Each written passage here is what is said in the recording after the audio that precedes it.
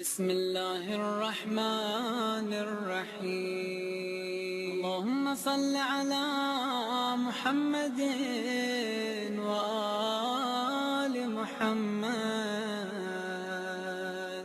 اللهم صل على محمد وآل محمد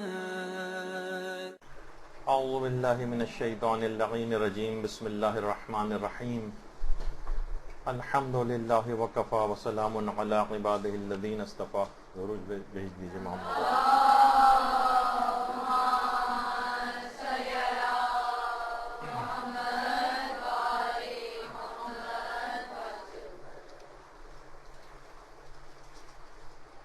تربیت اولاد کے عملی اصول کے عنوان سے درس نمبر 8.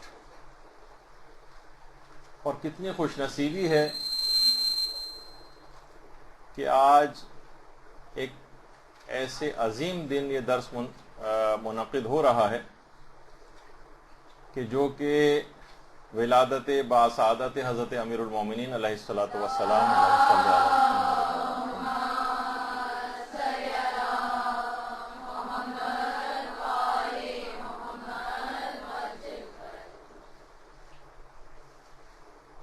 براہ راست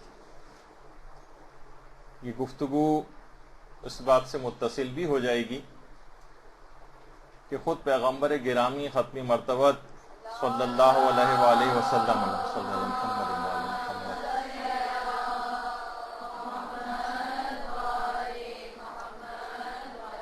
کا ارشاد گرامی ہے کہ انا وعلی ابوا ہذہ الامہ، میں اور علی امت کے دو باپ ہیں.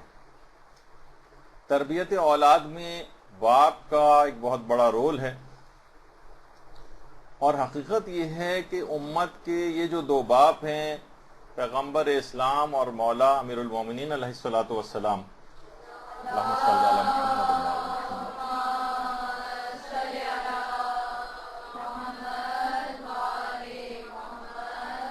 انہوں نے امت کی تربیت میں کوئی کسر اٹھا کے نہ رکھی، کوئی کسر نہ چھوڑی. خود مولا امیر المومنین کی تربیت پیغمبر اسلام نے کی. ہم یہ غالباً دماغوں میں یہ ہے کہ معصوم کو کسی تربیت کی کوئی ضرورت نہیں ہوتی، عام لوگوں سے تربیت کی ضرورت نہیں ہوتی، لیکن خود معصومین بعد کے آنے والے معصومین کی تربیت کرتے ہیں. فقط 3 سال کی عمر مبارک تھی مولا امیر المومنین کی کہ جب مکے میں قحط پڑا تھا، اور اس کے بعد ایک تفصیلی واقعہ ہے کہ کس طریقے سے حضرت ابو طالب کے فرزندوں کو تقسیم کیا گیا تھا، کیونکہ کفالت کے اعتبار سے ابو طالب کے اوپر بہت زیادہ بوجھ پڑ گیا تھا.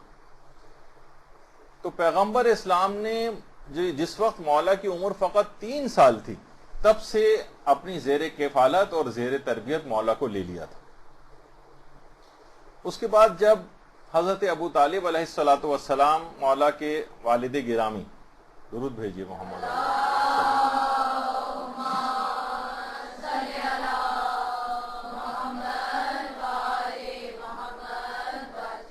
جس وقت ان کا انتقال ہوا تو اس وقت مولا کی عمر مبارک 20 سال تھی.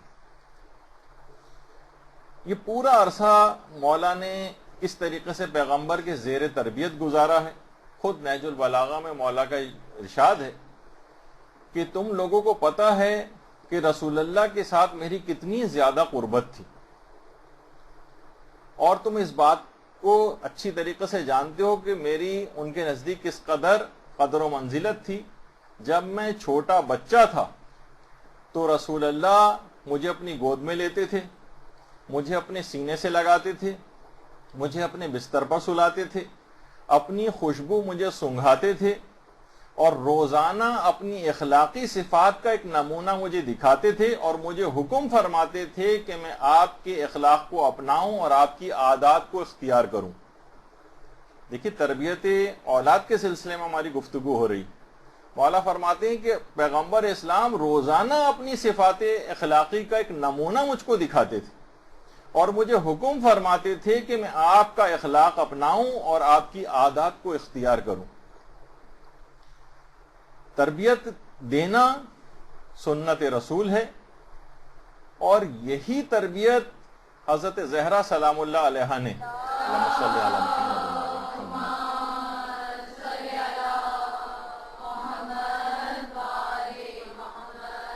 اپنی اولاد کو بھی دی تھی۔ دیکھیے عام طور پر مائیں آج کل یہ کہتی ہوئی نظر آتی ہیں، خبردار اپنے باپ پر نہ جانا، اپنی اولاد کو کہتی ہیں۔ شہزادی کا یہ جملہ ہے روایات کے اندر، بیٹا حسن اپنے والد کی طرح بننا، حق کی گردن سے رسی اتار پھینکنا، اور نعمت عطا کرنے والے خدا کی عبادت کرنا، اور کینہ پرستوں کو دوست نہ رکھنا۔ تربیتی تمام امور ایک معصوم دوسرے معصوم کو سکھا رہا، اور نہ صرف یہ کہ اس طرح سے تربیت کی، بلکہ تربیتی عمل کو پوری پلاننگ کے ساتھ انجام دیا۔ کبھی بھی کوئی سوال درپیش ہوتا تھا، علمی لحاظ سے ایسی تربیت کی کہ ابھی ہم آگے چل کر اس کا ذکر بھی کریں گے کہ باپ کس طرح سے اپنی اولاد کو آگے بڑھائے۔ کبھی کوئی آ کر سوال کرتا تو مولا فرماتے بیٹا حسن تم جواب دو، اور وصیت نامہ جو امام حسن کے نام مولا نے لکھا ہے اس میں تمام تربیتی امور شامل ہیں۔ معصوم کو بھی کیا مدرسے جانے کی ضرورت پیش آتی تھی؟ مولا اپنے بچوں کو نانا کے مدرسے یعنی مسجد نبوی میں جس وقت نانا خطاب فرما رہے ہوتے تھے، یہ ایران میں باقاعدہ ایک ریپلیکا جو ہے وہ بنایا گیا ہے مسجد نبوی کا، کہ اس طرح سے پیغمبر کا ممبر ہوا کرتا تھا اور اس طرح سے محراب ہوا کرتی تھی۔ تو باقاعدہ بھیجا کرتے تھے کہ مسجد نبوی میں خطاب سنو، اور پھر گھر جب وہ آ جاتے تھے تو شہزادی وہ تمام تعلیمات جو نانا نے بیان کی ہوتی تھیں امام حسن اور امام حسین علیہ الصلوۃ والسلام کی، وہ تمام سنا کرتی تھیں، وہ تمام سنتی تھیں۔ اب تو خیر یہ بہت عالیشان مسجد نبوی کے اندر تبدیل ہو گئی ہے، وہ اس طرح کے محراب و ممبر بھی نہ رہے، اور مولا پردے کے پیچھے سے سنا کرتے تھے، جو خود تربیت کا ایک انداز۔ اور اس کے بعد پوری پلاننگ کے ساتھ حضرت عباس کی خلقت کا اہتمام ہوا ہے۔ جو مقصد تخلیق جو بنانا چاہتے تھے اسی اعتبار سے پوری پلاننگ کے ساتھ اس کو بروئے کار لایا گیا، اور اسی اعتبار سے پھر زوجہ کا انتخاب بھی عمل میں لائے۔ دیکھیے یہ بھی ایک چیز ہے، بعض اوقات ہم سوچتے ہیں کہ اولاد ٹھیک ہے پل بڑھ کے بڑی ہو جائے پل کر، اور اس کے بعد پھر جو بھی اس کا دماغ میں آئے گا خود ہی بن جائے گا، یہ غلط رویہ ہے کہ دیکھیں گے اس کا رجحان کیا ہے۔ نہیں، بہت سے والدین کو رجحان بچے کا اس طرف لے جانا پڑے گا، اس کا رجحان بنانا پڑے گا، سوائے اس کے کہ کوئی اور بات ایسی ہو جائے آگے چل کر تو ایک الگ بات ہے، لیکن مولا جس طریقے سے بنانا چاہتے تھے اس کا پہلے سے اسی طرح کی پلاننگ کی گئی۔ تو اسی طرح سے زوجہ کا انتخاب بھی ہوا، اور علم کے اعتبار سے بھی حضرت عباس کی ایک مظلومیت کا ایک عنوان یہ بھی کہ ہمیشہ فقط شجاعت کا صرف ایک پہلو ہی لوگوں کے دماغ میں رہتا ہے۔ حضرت عباس کا خود علم اس قدر ان کے اندر دیا گیا تھا، بھرا گیا تھا، کہا جاتا ہے نا کہ 2 فقیہ خاص طور پر میدان کربلا میں موجود تھے، ایک تو حضرت حبیب ابن مظاہر علیہ الصلوۃ والسلام، اللہم صلی علی محمد وعلی محمد،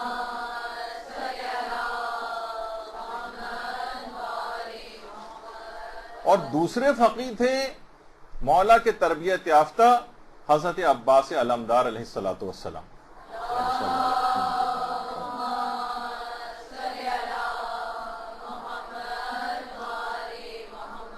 اور علم اس طرح سے معصوم فرماتے ہیں حضرت عباس کو بھرایا گیا تھا جس طریقے سے کوئی پرندہ اپنے بچے کو دانہ بھراتا ہے، یہ خود تربیت اولاد کے سلسلے کا ایک اہم اصول۔ تو ظاہر ہے کہ امام نے ان کو اس طریقے سے علم دیا، یعنی صرف دنیا کا صرف اگر آج کل جو رجحان ہے دنیا کا علم دیتے رہ گئے اور دین کے علم سے جاہل اگر رہ گئی اولاد، تو یہ مولا کی سیرت کے بالکل برخلاف ہے۔ اور اسی اعتبار سے پھر ماں کا انتخاب بھی عمل میں لایا گیا۔ دیکھیے حضرت عباس کی اتنی شجاعت تھی، اس کے ساتھ آخر اتنی شجاعت کے ساتھ اتنی انکساری عباس کے اندر کیسے آئی تھی؟ اس میں بہت بڑا دخل ماں کا تھا۔ ام البنین، شجاع ترین قبیلے سے آئی تھیں، لیکن اتنی متواضع تھیں، اتنی متواضع اور اتنی انکساری ام البنین کے اندر تھی کہ چشم فلک نے آج تک کوئی ایسی عورت نہ دیکھی تھی جو اپنی سوکن کے بچوں کو آ کر کہے کہ تمہاری میں ماں نہیں ہوں بلکہ تمہاری خادمہ ہوں۔ اللہم صلی علی محمد وعلی محمد۔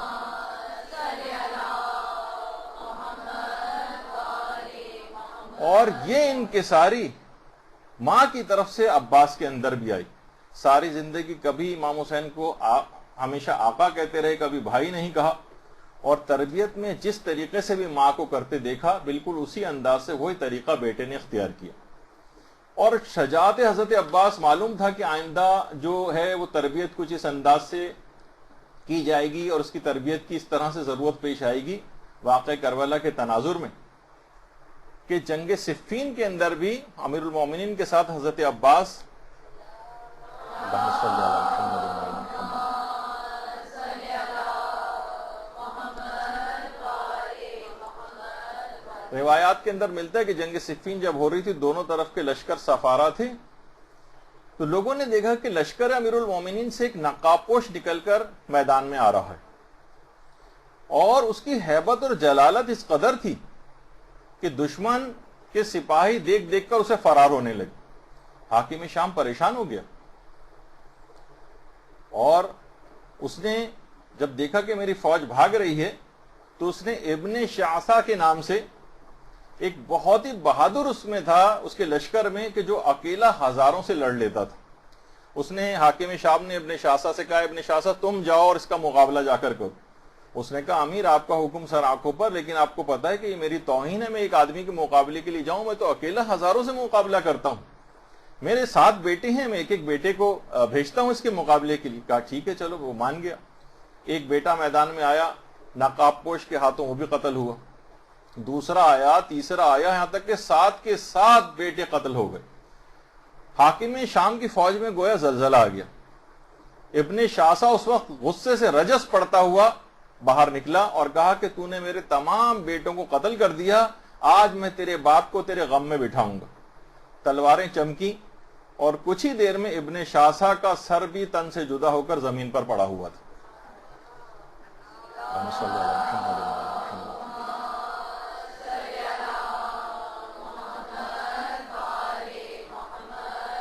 سب لوگ مبہوت ہو کر رہ گئے۔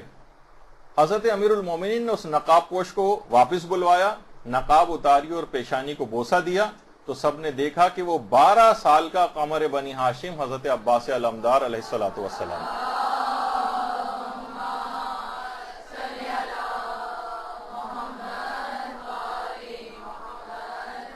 دیکھیے شجاعت فقط تلوار چلانے کا نام نہیں، اور یہ کام بھی 12 سال کی عمر میں بہترین طریقے سے عباس نے کر کے دکھا دیا۔ تربیت کے اندر شجاعت شامل ہے، لیکن اس کے ساتھ ساتھ اطاعت مولا کی سب سے بڑی شجاعت اس کے اندر، وہ بھی چیز بچوں کو مستقل سکھانی، جیسے کہ گفتگو کے اندر آگے چل کر ذکر ہوگا۔ اتنا ضبط نفس، اتنی شجاعت کے ساتھ 40 ہجری میں حضرت امیر کے اس تربیت یافتہ نے مسجد کوفہ کی محراب کو خون سے رنگین ہوتے دیکھا، لیکن حضرت امیر المومنین کی وصیت پر عمل کیا اور مکمل شجاعت نفس کا مظاہرہ کیا۔ تلوار کی شجاعت کا مظاہرہ پہلے ہو چکا تھا، پھر سالہ سال حاکم شام ممبروں پر باپ کو سب و شتم ہوتے یہ نوجوان دیکھتا رہا، خون کے گھونٹ پی کر اپنے آپ پہ برداشت کیا۔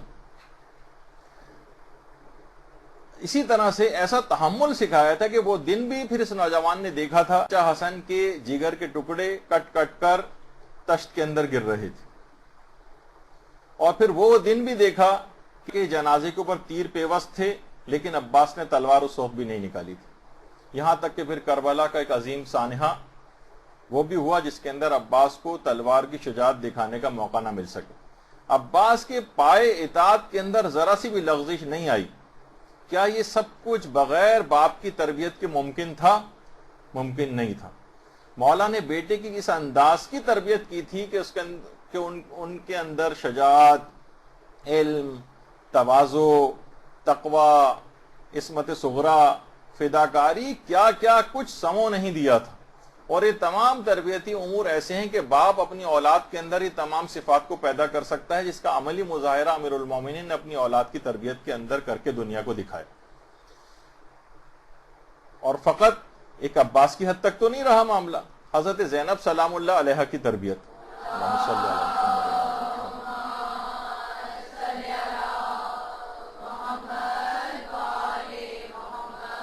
ہمارے ہاں بس ایک ہی نوحوں کے اعتبار سے ایک ہی طرح کی تربیت صرف کہی جاتی ہے کہ مولا صرف انگلی پکڑ کر پیدل چلنے کی تربیت انہوں نے دی تھی.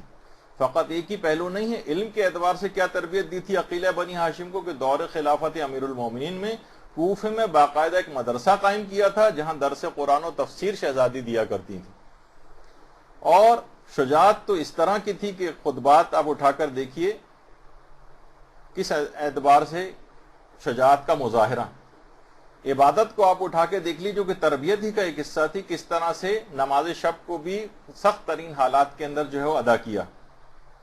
اچھا، ایثار و فداکاری یہ تربیت حضرت زہرا تھی. ابھی روایات میں ملتا ہے کہ 4 سال کی بھی نہ ہوئی تھی شہزادی کہ مولا ایک دفعہ ایک ضرورت مند کے ساتھ گھر میں داخل ہوئے اور اس ضرورت مند کو لے کر شہزادی فاطمۃ الزہرا سلام اللہ علیہ کے پاس آئے.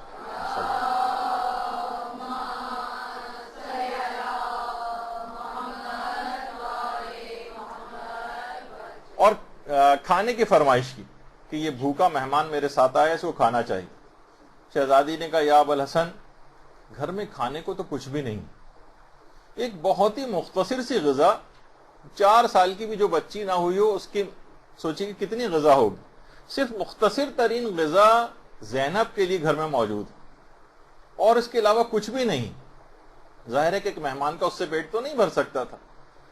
اچانک گھر کے گوشے سے علی و فاطمہ کی یہ تربیت یافتہ بیٹی دوڑتی ہوئی ماں کے پاس آئی اور کہا کہ مادر گرامی میرا کھانا بابا کے اس مہمان کو کھلا دیں، میں بعد میں کھا لوں گی. ماں نے بیٹی کو سینے سے لگایا.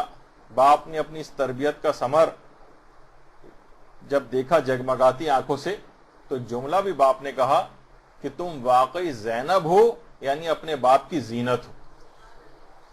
اچھا، شہزادی کا یہ جو جملہ تھا کہ میں بعد میں کھا لوں گی، یہ اس کے بعد ایسا جاری و ساری رہا کہ یہاں تک کہ کربلا میں شام غریبہ اور اس کے بعد بھی شہزادی بار بار کہتی رہی جب ناکافی غذا آتی تھی تو تمام کی تمام غذا بچوں اور عورتوں کے اندر تقسیم کر دیتی تھی اور وہاں بھی یہی ہوتا تھا کہ میں بعد میں کھا لوں گی.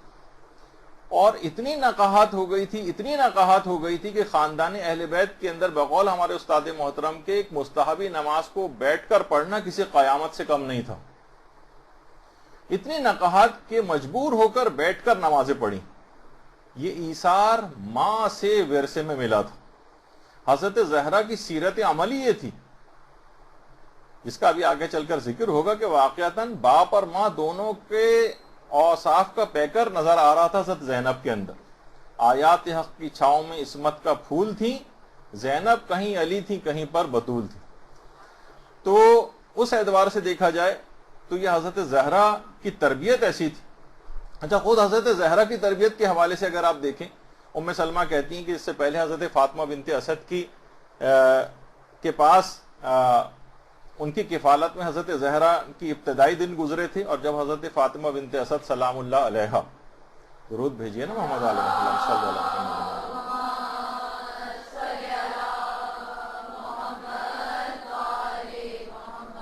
ان کا جب انتقال ہوا ہے تو اس کے بعد پیغمبر نے جب ام سلمہ سے شادی کی تھی تو اس کے بعد حضرت ام سلمہ کی تربیت میں دے دیا تھا شہزادی. اور یہ بھی دیکھیے طریقہ تبلیغ ہے، ورنہ آج یہ جملہ روایات میں نہیں آتا جس سے عظمت زہرا پتہ چلتی.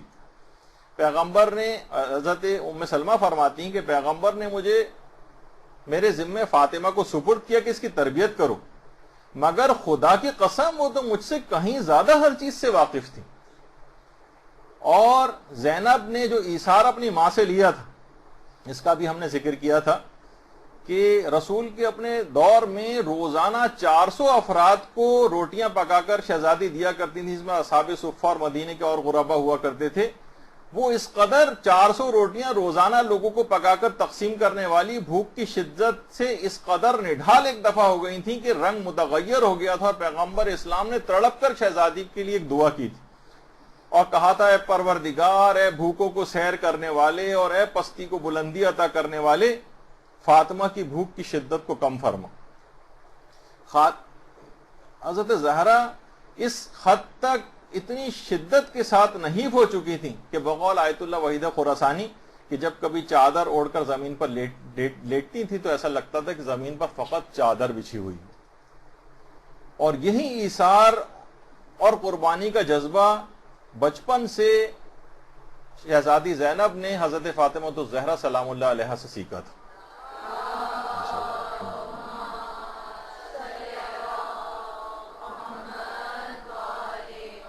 ماں نے اس طرح سے عملی سیرت کا مظاہرہ کیا اور بچوں کی تربیت کی. مولا علی نے اس طرح سے اپنی عملی سیرت کا مظاہرہ کیا اور اپنی ہر صفت کو اولاد کے اندر منتقل کیا. یہ والدین کو ایک پیغام ہے 13 رجب کے حوالے سے بھی کہ فقط اور فقط زبانی جمع خرچ کے اوپر کام نہیں کرنا ہے، فقط صرف نصیحتیں نہیں کرنا ہے، فقط اولاد کے اوپر چیخو پکار نہیں کرنا ہے، بلکہ عملی نمونہ بن کر اولاد کو دکھانا ہے. پھر آپ کو کوئی خاص تربیت کرنے کی بھی حقیقتاً ضرورت پیش نہیں آئے گی. پہلو بہت سارے ہیں اس کے اندر، لیکن 13 رجب کے حوالے سے خاص ترین پیغام یہ ہے کہ وہ تمام والدین کے جو کہ صرف زبانی جمع خرچ کے اوپر یقین رکھتے ہیں اور صرف زبانی نصیحتوں کے اوپر، اور ان کا عمل اس نصیحتوں سے سازگار نہیں ہوتا، اولاد برخلاف عمل دیکھتی ہے، اس کے نتیجے میں کبھی بھی ان کے ان نصیحتوں کا اولاد کے اوپر کوئی اثر نہیں ہوتا، تربیت میں وہ نصیحتیں کارگر ثابت نہیں ہوتی. تو پہلو یہ نکلا ایک سیرت کا فقط ایک پہلو کہ عمل کر کر لازمی طور پر دکھانا ہے. جو عمل کر کے دکھائیں گے لازمی اولاد کے اندر وہ منتقل ہوگا، جس کی تفصیل ابھی آگے چل کر بھی آئے گی. اچھا اب دیکھیے، آج جو ہے ولی خدا کی پیدائش کا دن، جس کی ولایت کا اعتقاد رکھنا ہر شخص پر واجب ہے اور یہ جزو ایمان ہے. آج ہم تربیت اولاد کے کچھ نہ کچھ ایک نہ ایک واجبات ہر گفتگو کے اندر ذکر کر رہے ہیں. واجبات کے بعد پھر مستحب تربیت کے جو امور ہیں، نفسیاتی اور دینی تربیت بچے کی کیسے ہوتی ہے، اس کے متعلق ہماری گفتگو ہوگی. آج تربیت اولاد کے جو واجبات ہیں ان میں دیکھیے، آج مولا کی ولایت کے اعتبار سے ولی خدا کا دن ہے، ولایت پر اعتقاد رکھنا بھی واجب ہے. اس لحاظ سے واجبات میں آج ہماری گفتگو بچے کی ولایت کے سلسلے میں ہی اتفاق یا حسن اتفاق کہی، اس کے تحت خود بخود آ گئی. رضاعت، اس کے مسائل بیان ہو چکے. پچھلی مرتبہ حضانت، اس کے تمام مسائل واجبات کے بیان ہو چکے. اور آج ولایت دیکھیے، بچے کی ولایت کس کے پاس ہوتی ہے؟ بچے کی ولایت باپ اور دادا کے پاس ہوتی.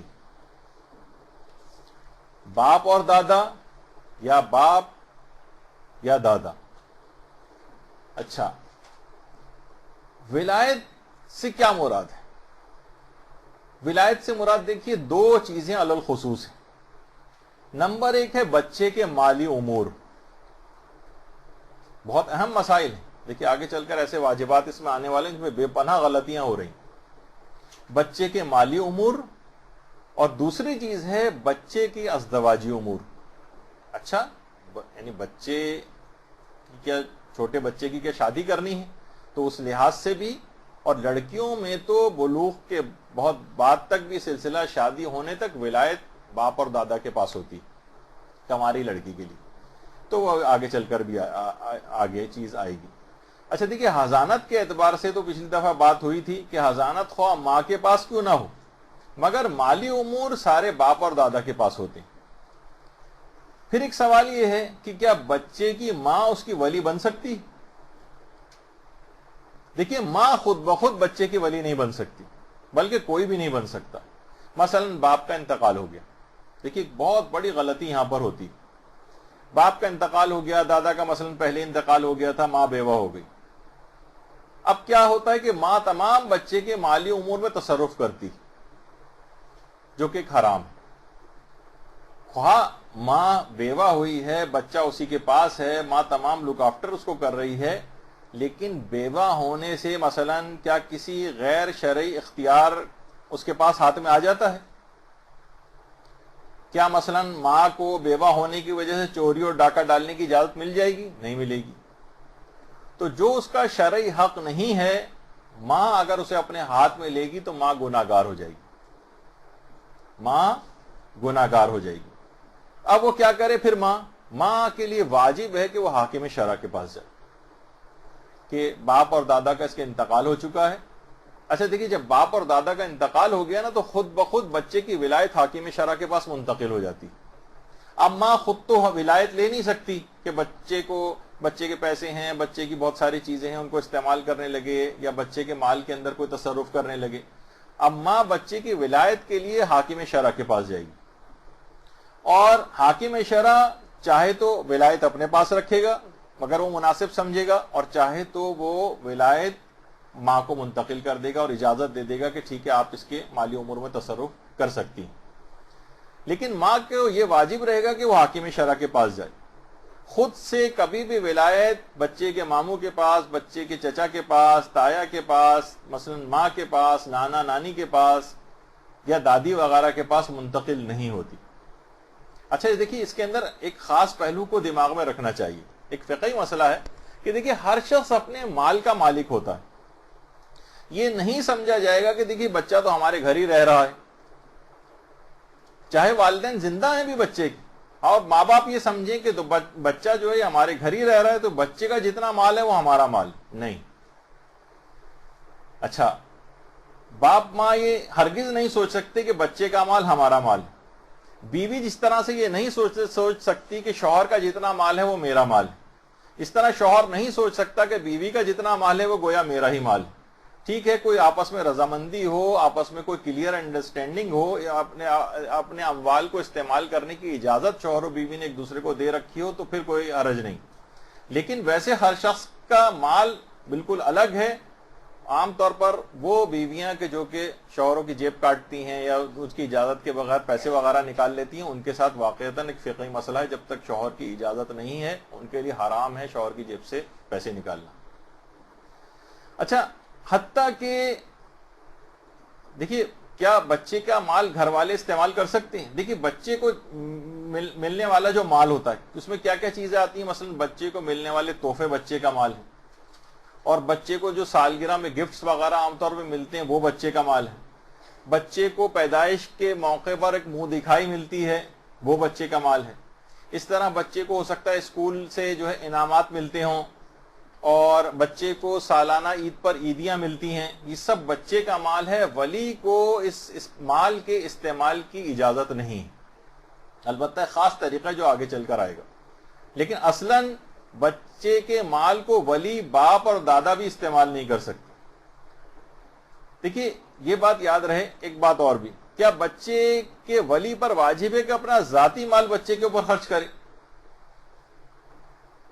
مثلاً ولی دیکھیے بچے کا نان و نفقہ جو ہے وہ اٹھا رہا ہے، تو کیا اپنا ذاتی مال خرچ کرنا واجب ہے؟ بچے کا اگر اپنا کوئی ذاتی مال موجود ہے تو ولی پر واجب نہیں ہے کہ وہ اپنا ذاتی مال بچے کے اوپر خرچ کرے، وہ بچے کا ہی مال اس کے اوپر خرچ کر سکتا ہے، سوائے فقط ایک ہی رشتہ ایسا ہے جس کو کہا جاتا ہے کہ خواہ وہ ارب پتی کیوں نہ ہو، کھرب پتی کیوں نہ ہو، اس کا نان و نفقہ واجب ہوتا ہے، اور وہ ہے بیوی کا نان و نفقہ، چاہے بیوی تقاضا نہ بھی کرے، چاہے تقاضا نہ کرے لیکن اس کے باوجود بھی بیوی کا نان و نفقہ شوہر کے اوپر واجب ہوتا ہے، سوائے اس کے کہ بیوی معاف کر دے۔ یعنی اگر بیوی نے تقاضا کیا اور مثلا شوہر مر گیا، اس کے بعد نان و نفقہ کا بیوی نے تقاضا کیا، اس کے بعد ایسی بیماری شوہر کو کہ شوہر کا انتقال ہو گیا، تو نان و نفقہ کی یہ رقم شوہر کی مرنے کے بعد بھی شوہر کے اوپر قرض رہے گی، اور سارے قرضوں کی ادائیگی کے ساتھ نان و نفقے کی جو رقم ہے پہلے میراث کو تقسیم کرنے سے بھی پہلے نکال کر بیوی کو دی جائے گی، اس کے بعد میراث تقسیم ہوگی، سوائے اس کے کہ بیوی معاف کر دے یا زندگی میں معاف کر دے یا مرنے کے بعد معاف کر دے۔ تو جب تک اس نان و نفقے کی مقدار نہیں نکالی جائے گی میراث بھی تقسیم نہیں ہو سکتی۔ یہ فقط بیوی کا سلسلے کا ہے، حتیٰ کہ والدین کے نان و نفقے میں بھی یہ استثناء نہیں۔ مثلا دیکھیے والدین اب بوڑھے ہو گئے، اولاد جوان ہو گئی، اور والدین کہہ رہے ہیں بھائی مجھے پیسہ دو لا کر، ساری زندگی میں نے تمہیں پالا ہے، تمہیں پڑھایا لکھایا ہے، تم پر خرچہ کیا ہے۔ اگر والدین کے پاس اپنے پیسے موجود ہیں تو اولاد پر واجب نہیں کہ والدین کا نان و نفقہ اٹھائے۔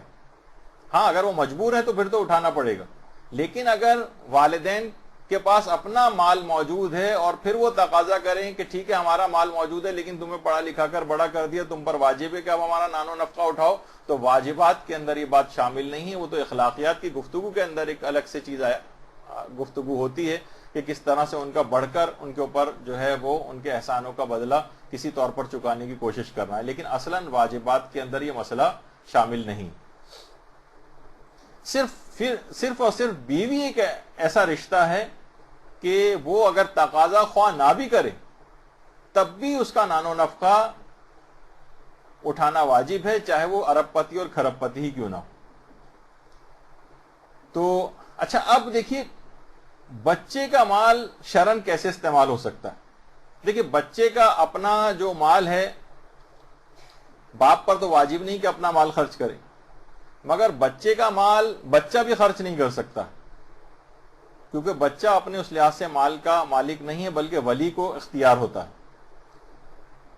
اچھا دیکھیے ماں کے پاس حضانت ہے، چلے مثلا 2 سال تک مثلا بچہ جو ہے ماں کے پاس رہ رہا ہے، اچھا اسی حضانت کے دوران مثلا بچے کی سالگرہ بھی آ رہی ہے، اس میں تحفے مل رہے ہیں، بچے کو عیدیاں مل رہی ہیں، بچے کو منہ دکھائی مل رہی ہے، ادھر ادھر سے انعامات مل رہے ہیں۔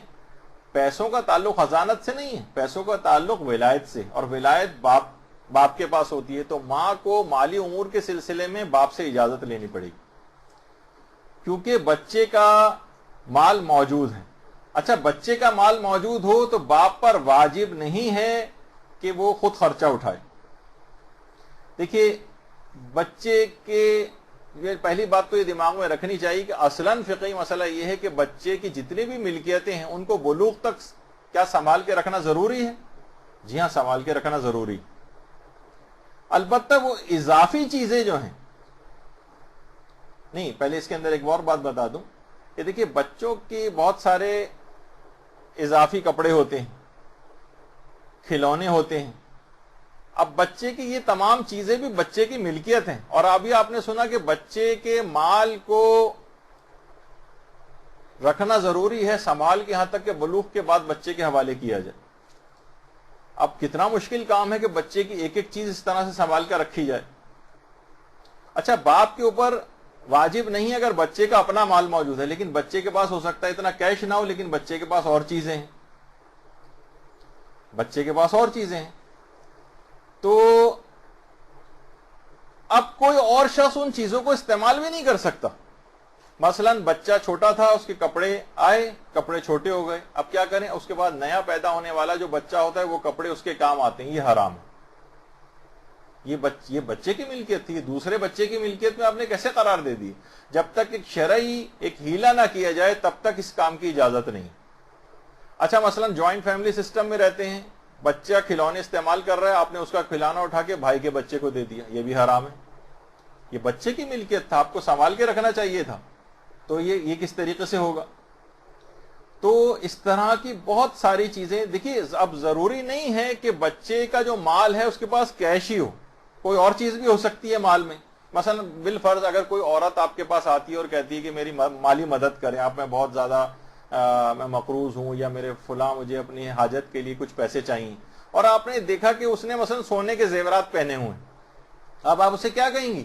کہیں گی بھائی ان زیورات کو بیچو اور اپنی جو ضرورت ہے اسے پورا کرو۔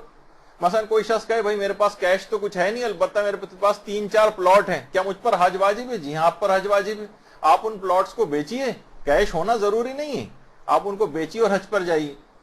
تو اب باپ کے لیے دیکھیں کتنا مسئلہ ہے کہ وہ تمام بچے کے چھوٹے چھوٹے بچپن کے کپڑے چیزیں ساری جمع کر کے، اس کی عیدیاں یہ وہ سب جمع کر کے بلوغ تک 16ویں سال کے پہلے دن لڑکا بالغ ہوگا، لڑکی 10ویں سال کے پہلے دن بالغ ہوگی، کب تک اس کو سنبھال کے کہاں رکھے گا؟ یہ تو پورے گھر مثلا ہو سکتا ہے کہ بھر کھلونے بھی اس کے سنبھال کے رکھنے۔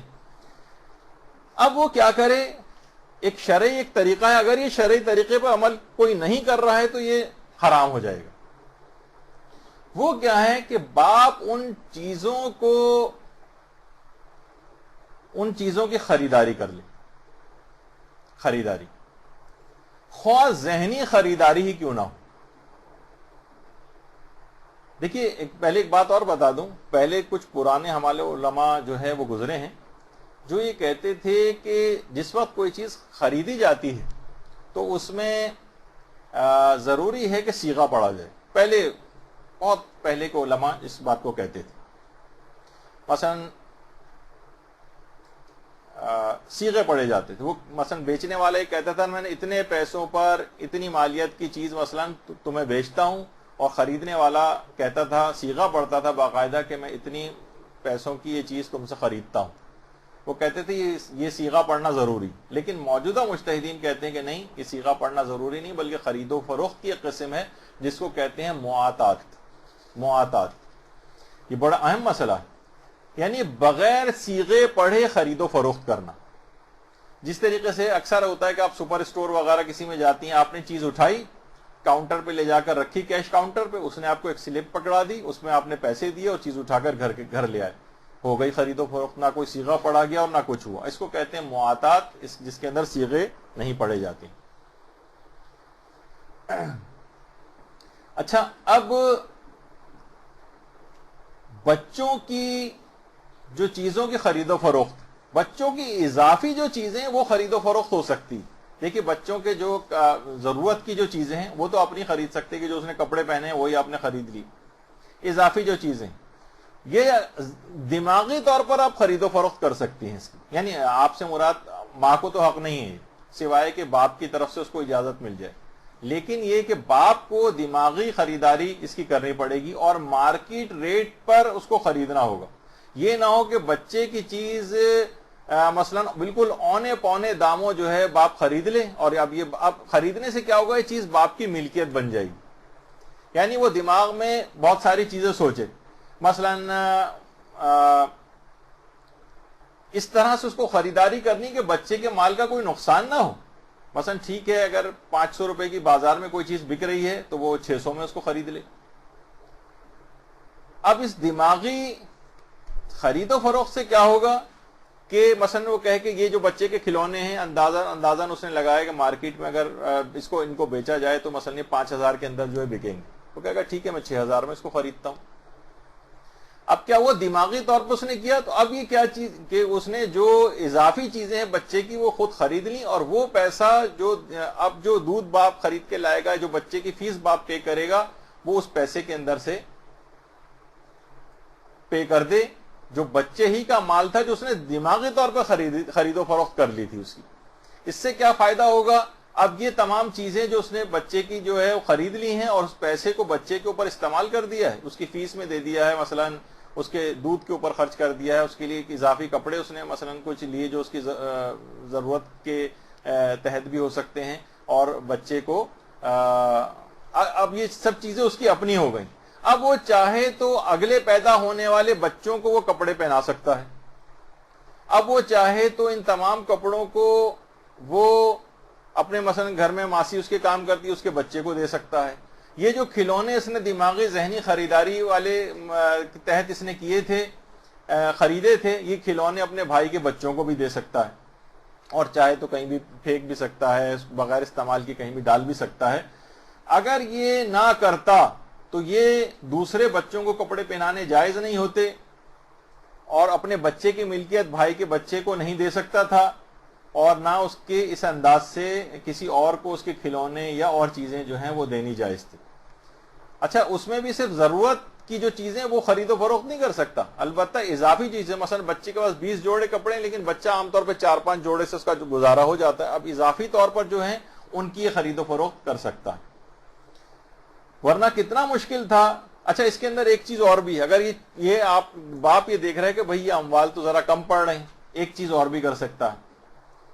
دیکھیے بچے کو شرعی اعتبار سے مکان پرووائڈ کرنا بھی باپ کے اوپر واجب نہیں، بچے کا اگر اپنا مال موجود ہے، باپ یہ کر سکتا ہے کہ اپنے ہی مکان کا ایک کمرہ جس کے اندر مثلا بچہ رہتا ہے، سوتا وغیرہ ہے، کھیلتا ہے، وہ چاہے تو دماغی طور پر اس بچے کو کرائے کے اوپر یہ کمرہ دے دے. دیکھیے بڑے اہم میں مسئلے بتا رہا ہوں یہ والے. یعنی یہ جب ورنہ خرید و فروخت کے اعتبار سے یہ تمام چیزیں اگر کرنی ہے تو یہ بھی کر سکتا ہے کہ مثلا وہ سوچے کہ ایک کمرہ عام طور پر کیا اس کا مارکیٹ ریٹ ہے کرائے پہ, مثلا 5,000 روپے پہ ایک کمرہ مل جاتا ہے بالفرض. اب یہ دماغی طور پر 5,000 کی جو رقم ہے اس کے مطابق جو ہے وہ سمجھیں بچے کو اس نے کرائے پر دے دیا, اور اس کے اور اتنے ہی پیسے اس کی عیدی میں سے, بچے کی عیدی رکھی ہوئی اس میں سے وہ عیدی کے پیسے خود استعمال کر لی. تو یہ تمام چیزیں ایسی ہیں. اچھا جو پہلے اس سے پہلے ہو گیا وہ اب نہیں ہو سکتا. مثلا کہہ کہ اچھا اس سے پہلے میں نے جتنا کچھ یہ استعمال کیا تھا میں وہ تو باپ کی نیت یہ تھی کہ اپنے پاس سے کر رہا ہوں, وہ ٹھیک ہے مستحبات وغیرہ کے اندر چلے گیا. آئندہ کے اعتبار سے باپ کو یہ کرنا پڑے گا اگر وہ بچوں کی تمام چیزوں کو استعمال کرنا چاہتا ہے یا اس ہیڈیک کو نہیں پالنا چاہتا ہے کہ میں کہاں ان کو سنبھال کے رکھوں, دیگر لوگ بھی اس کو استعمال کر رہے ہیں, تو پھر وہ ان چیزوں کی ایک ذہنی خریداری اس کو کرنی پڑے گی, تو پھر جا کر یہ مسئلہ جو ہے وہ سالو ہوگا. اچھا ماں, یہ تو ہو گیا کہ اس طرح کی جو خرید و فروخت کا جو ہے خاص فائدہ ہے جو کہ آپ نے دیکھا. ماں جو ہے بچے کے مالی امور کے سلسلے میں باپ سے وکالت لے سکتی ہے, باپ سے اجازت لے سکتی ہے. تو پھر یہ اس طرح کی خرید و فروخت کی ماں بھی اگر اجازت لے لے باپ سے تو خواہ وہ الگ ہی کیوں نہ رہ رہی ہو تب بھی بچے کے مال میں اس کو تصرف کی اجازت مل جائے گی.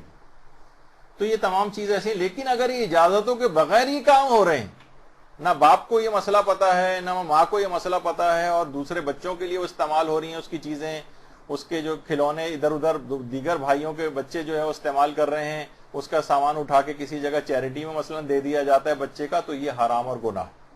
کسی کی, اب انہوں نے پہلے بتایا تھا ہر شخص اپنے مال کا مالک ہے, بچہ بھی مال کا مالک ہے, لیکن کیونکہ ابھی وہ نابالغ ہے تو ولایت اس وقت اس کے باپ کے پاس ہے.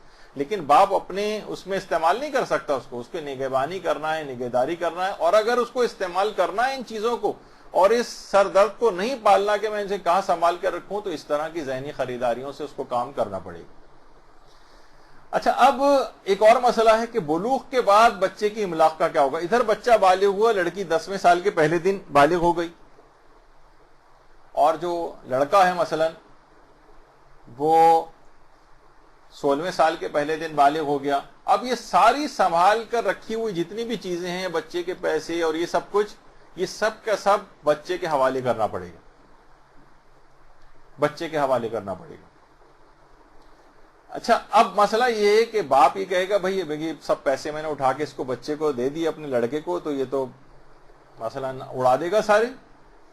باپ روک بھی نہیں سکتا, ظاہر ہے وہ تو ملکیت ہو گئی اس کے بعد. جیسے ہی بلوغ آیا لڑکے کے پاس فوراً ہی باپ کی ولایت ختم ہو گئی.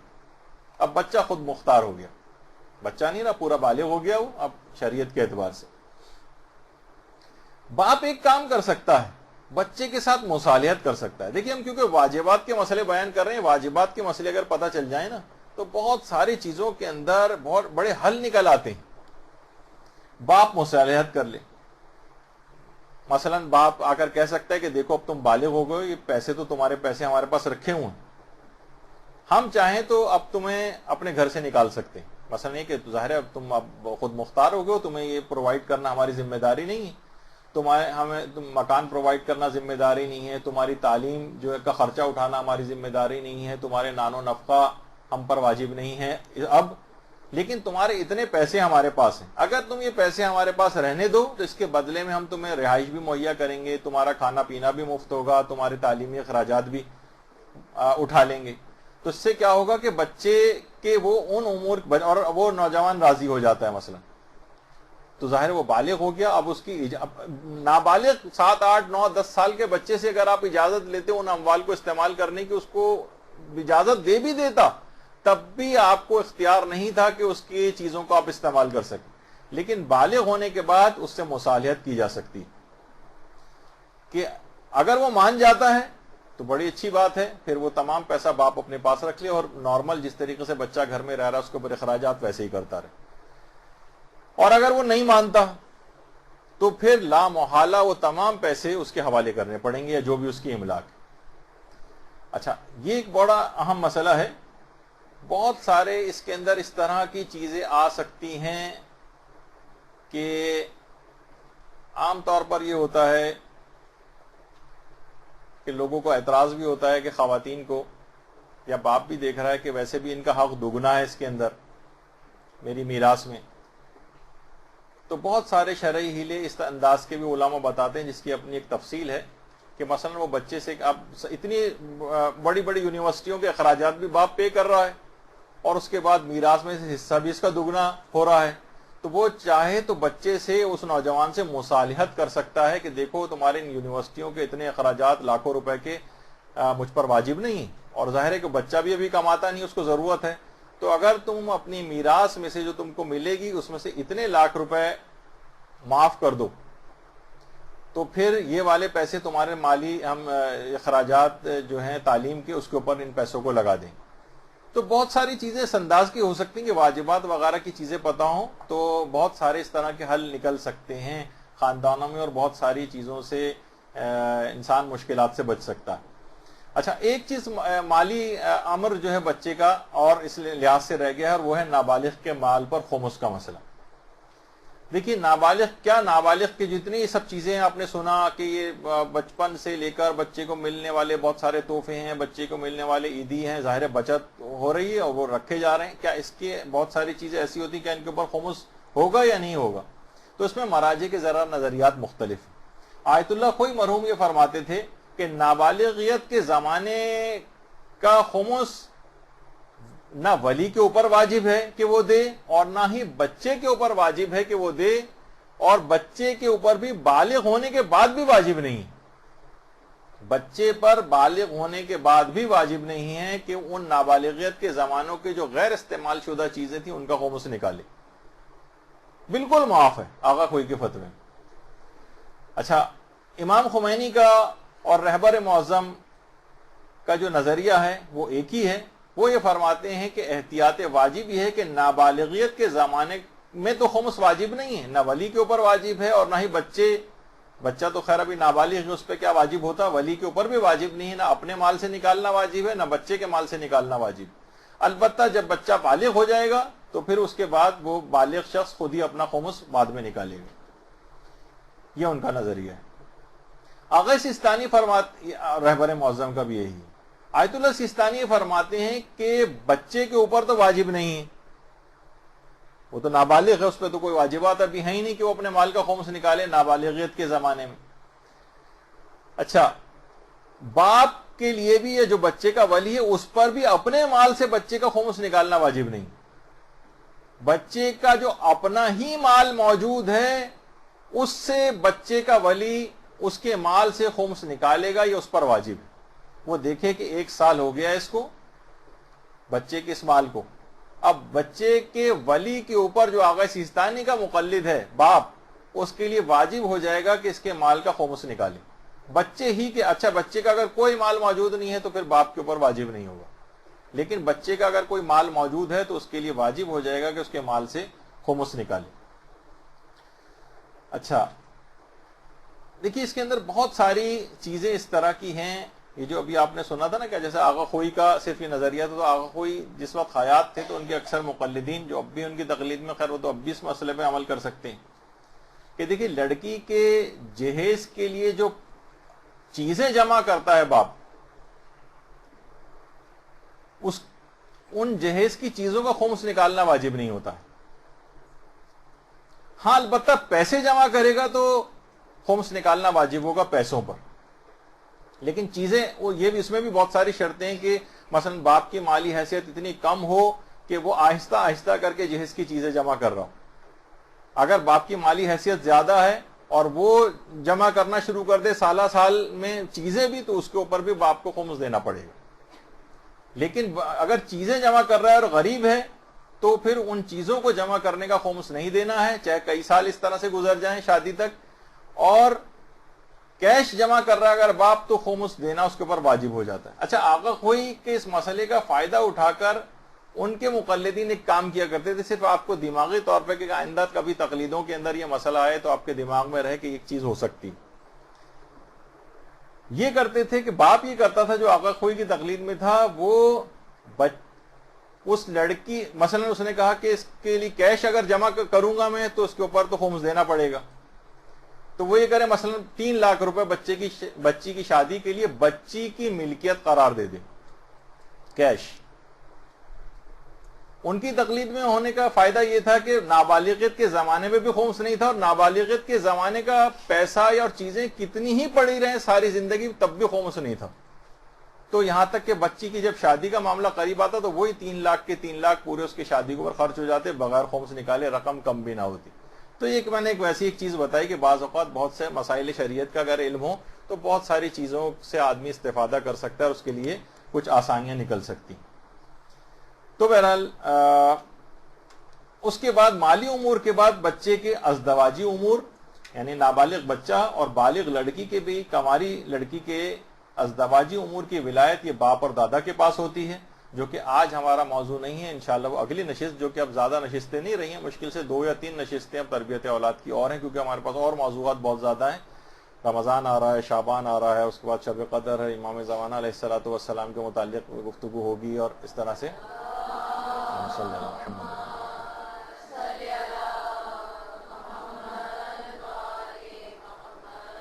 اچھا اب آ جائیے. تو واجبات کا ایک مسئلہ تھا، اس میں بہت سارے ضمنی مسئلے بھی آئے. اب ہے بچے کی دینی اور مذہبی تربیت. دیکھیے بچے کی جسمانی تربیت الگ طرح سے ہوتی ہے، دینی تربیت اور مذہبی تربیت الگ طرح سے ہوتی ہے، اس کی نفسیاتی تربیت الگ طرح سے ہوتی ہے، اس کی تعلیمی تربیت الگ طرح سے ہوتی ہے.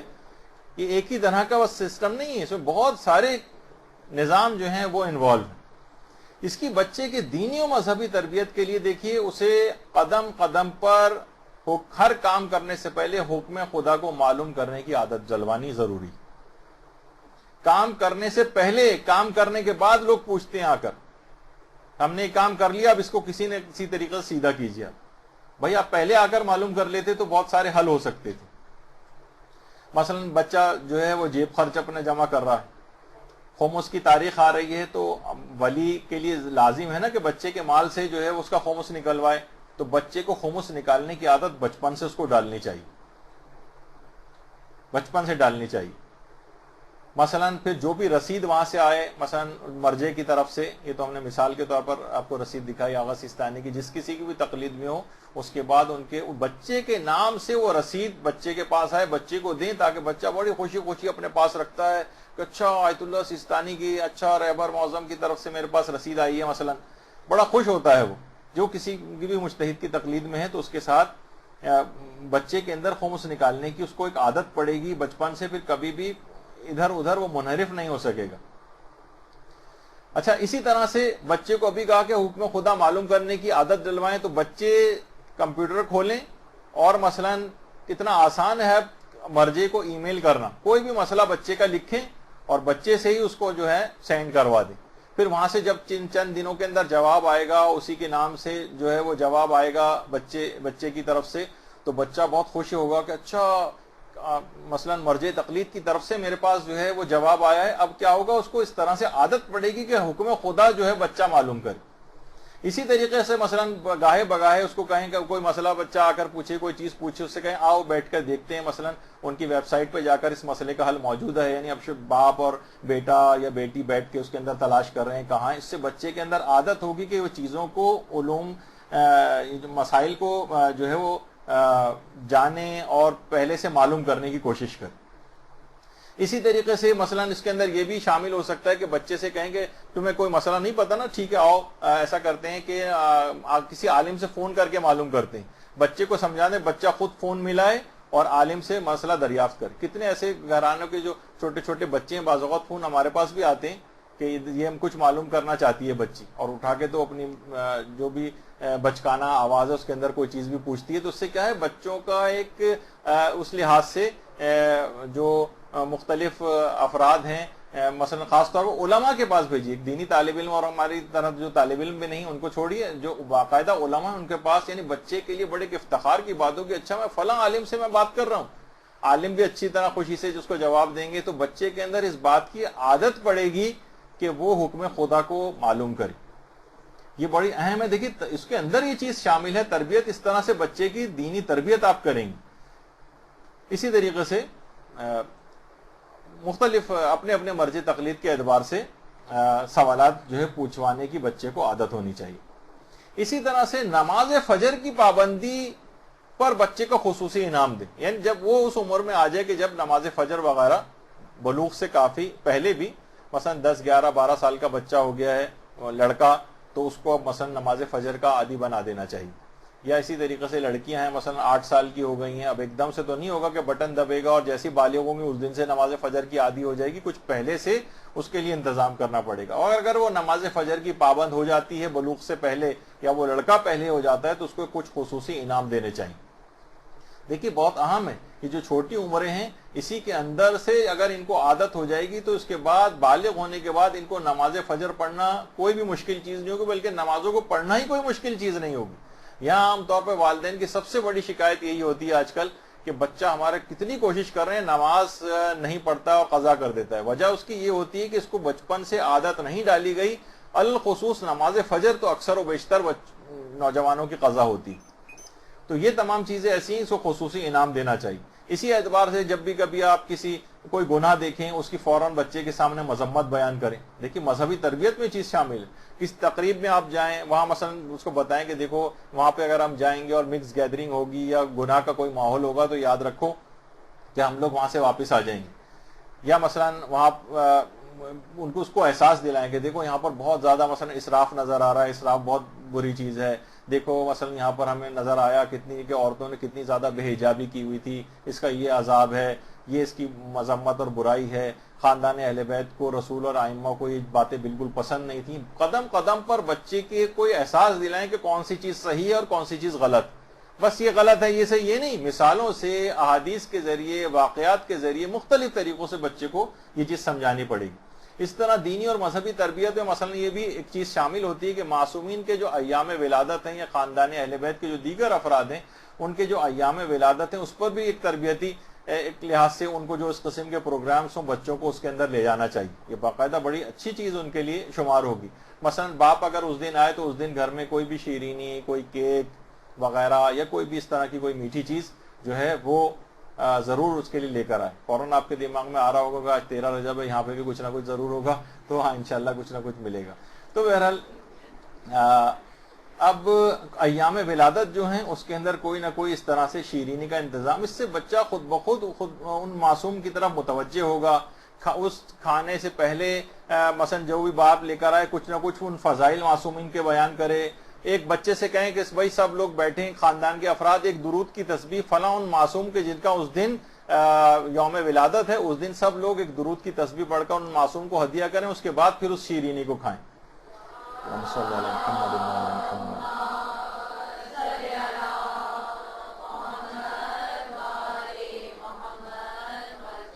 اچھا, اسی طریقے سے جو ایام شہادت ہوتے ہیں معصومین کے, اس میں جو تربیتی عمل انجام دینا ہے, مثلا محرم ہے, کچھ خاص لباس بچوں کو پہنائے جائیں جس سے ان کا ارتباط ان معصوم سے اس شہادت کے ایام کے اعتبار سے جو ہے وہ بڑھے. اسی طریقے سے مصائب بعض اوقات سے چلیں محرم کی حد تک تو ہوتا ہے, لیکن اس کے بعد بھی معصومین کے بہت سے شہادت کے ایام آتے ہیں. کوئی بھی مصائب کی کوئی سی ڈی, کوئی کمپیوٹر کے اوپر کوئی بھی مصائب, صرف مصائب کا پارٹ چاہیں تو نکال کر وہ تمام افراد سن لیں, 10 منٹ کا وہ مشکل وہ ہوتا ہے. بیان المصائب کے نام سے ہمارے استاد محترم مولانا صادق حسن صاحب قبلہ کے تقریباً تمام ہی معصومین کی شہادتوں کے بیان کے پر مشتمل ایک سی ڈی بھی ہے. تو آپ دیکھیں کون سے دن کے لیے کون کس کے مصائب ہیں, وہی آپ گھر میں وہ لگائیں تاکہ اس سے بچے کی مذہبی اور ایک دینی تربیت اس لحاظ سے ہوتی رہے گی. معصومین کے جو ایام شہادت ہیں ان کو اس انداز سے بیان کریں. اسی طرح سے بچوں کو چاہیے کہ احادیث معصومین جو ہے باپ وہ یاد کروائے, اور مثلا ان کو چھوٹی چھوٹی احادیث, اب تو فیس بک وغیرہ کے ذریعے جو ہمارے مدرسے کا بھی اکاؤنٹ ہے اس کے اندر یہ مسئلہ حل ہو سکتا ہے کہ مثلا بچوں کو یاد کرنے کا مقابلہ ہو اور خصوصی انعام, مثلا جو بھی بچہ 40 حدیثیں یاد کر لے گا اس کو فلاں خصوصی انعام دیا جائے گا. اب بچے جو ہے مثلا جو ہے وہ ان تمام احادیث کو جو ہے وہ یاد کر رہے ہیں, سب کی سب چیزیں موجود ہیں. کیا اس سے باپ ایک خاص تربیتی عمل کے اندر ہی سب چیزیں شامل ہیں, کوئی ایسے سپر نیچرل قسم کا کوئی عمل جو ہے وہ آپ کو نہیں بتایا جائے گا. یہی چھوٹی چھوٹی چیزیں ایسی ہیں جس سے بچے کی تربیت ہوتی جائے گی, اس کی نفسیات کے اندر یہ چیزیں شامل ہوتی جائیں گی. اسی طریقے سے مثلا بچہ جو ہے اس کا قرآن سے کس طرح سے ارتباط کروایا جائے, اسے چھوٹے چھوٹے قرآنی سورے جو حفظ کرنے کے لیے دیے جائیں, ٹھیک ہے, اور قرآن کے متعلق کوئی بھی انفارمیشن اس طرح سے دی جائے. ہمارے ہاں بڑی بدقسمتی ہے کہ یہاں پر اس طرح سے قرآن کے سلسلے میں مساجد، امام بارگاہوں وغیرہ کے اندر کام نہیں ہوتا کہ ان بچوں کا قرآن سے کس طریقے سے ارتباط نوجوانوں کا بڑھایا جائے. تو بچپن سے یہ تمام چیزیں ایسی ہیں جو بچے کو وہ کرنی چاہیے، اس کی تربیتی عمل میں شامل ہونا چاہیے. قرآن سے محبت کرنا اس کو سکھانی چاہیے. اس طرح سے قرآن کے سورے وہ حفظ کرے. کتنے بچے ایسے ہیں جو قرآن کے مثلا جو سوروں کے تراجم ہیں ان کو ترجمے کے ساتھ جو ہے وہ سورے زبانی یاد ہوں، اس کے لیے کچھ انعام ہو. مسائل فقہ بچوں کو یاد کروانے کے لیے وہ بہت ساری چیزیں ہو سکتی ہیں، ان کے مقابلے آپس میں کروائے جا سکتے ہیں. چھوٹی چھوٹی چیزیں سوال و جواب کی صورت میں جو ہے وہ موجود ہیں. ہمارے بکلیٹ جو ہیں تقریباً 20 بکلیٹ تو مدرسے کے ہیں. اس کے اندر کتنے اگر آپ سارے سوالات کو بعض اوقات شاید جو ہے ان کی سینکڑوں ہزاروں کے اندر تعداد ہو سکتی ہے کہ ان سے استفادہ کیا جا سکتا ہے. آہستہ آہستہ بچوں کو تمام چیزیں یہ شامل ہیں کہ وہ اس تربیتی عمل سے بچہ گزرے. اسی طریقے سے مثلا بہت سارے معلوماتی کوئز ہیں جو بچے کو کروانے چاہیے. مثلا غدیر کا دن آنے والا ہے تو غدیر پہ آپ نے ایک سوال نامہ ٹائپ کا اس کو بنا دیا جس میں سوال اور جواب سب تھے. اس کو پرچہ آپ نے دے دیا، پھر اس کے بعد کہا کہ ٹھیک ہے ہم تمہارا امتحان لیں گے. گھر میں جتنے بھی بچے ہیں یا خاندان کے بچوں کو پہلے سے آپ جمع کر لیں کہ جناب آج عید غدیر کا، اور اس سے پہلے ان کو وہ پیپر تقسیم کر دیں جس میں سوال و جواب دونوں لکھے ہوتے، پھر ایگزام کسی بھی دن اس کا منعقد کر لیں. اسی طریقے سے مباہلے کا دن آ رہا ہے، اس کا کوئی پروگرام منعقد ہو جائے. رمضان کا آ رہا ہے، امام زمانہ سے ریلیٹڈ، شب قدر سے ریلیٹڈ. انہدام جنت البقی کا دن آ رہا ہے، جنت البقی سے ریلیٹڈ. دیکھیے تمام چیزیں محنت کرنی پڑیں گی والدین کو. ایسا نہیں ہے کہ بس یہ خود بخود بچہ جو ہے وہ تربیت حاصل کرتا جائے گا. یہ تمام چھوٹی چھوٹی چیزیں ایسی ہیں کہ جن کو سوال نامے کی صورت میں بچوں کو آہستہ آہستہ، یہ سب بچوں میں بہت کیپیسٹی ہوتی ہے، دماغ میں تمام چیزیں حفظ کر لیتے ہیں والدین کو، لیکن محنت کرنی پڑے گی. بچے کے اندر کچھ اچھی عادتیں ڈیولپ کروانی پڑیں گی، اس میں بھی تھوڑی محنت چاہیے ہوتی ہے. مثلا بچے میں بچپن ہی سے صدقہ دینے کی عادت ڈلوائیں. یہ تربیتی، مذہبی اور دینی تربیت کے اندر شامل ہے. اس کی صبح جانے سے پہلے لازمی بچے مثلا جو ہے وہ صدقے باکس جو کہ مجتہد یا غریب سے اجازت یافتہ ہو اس کے اندر مثلا اس میں صدقہ ڈلوائیں.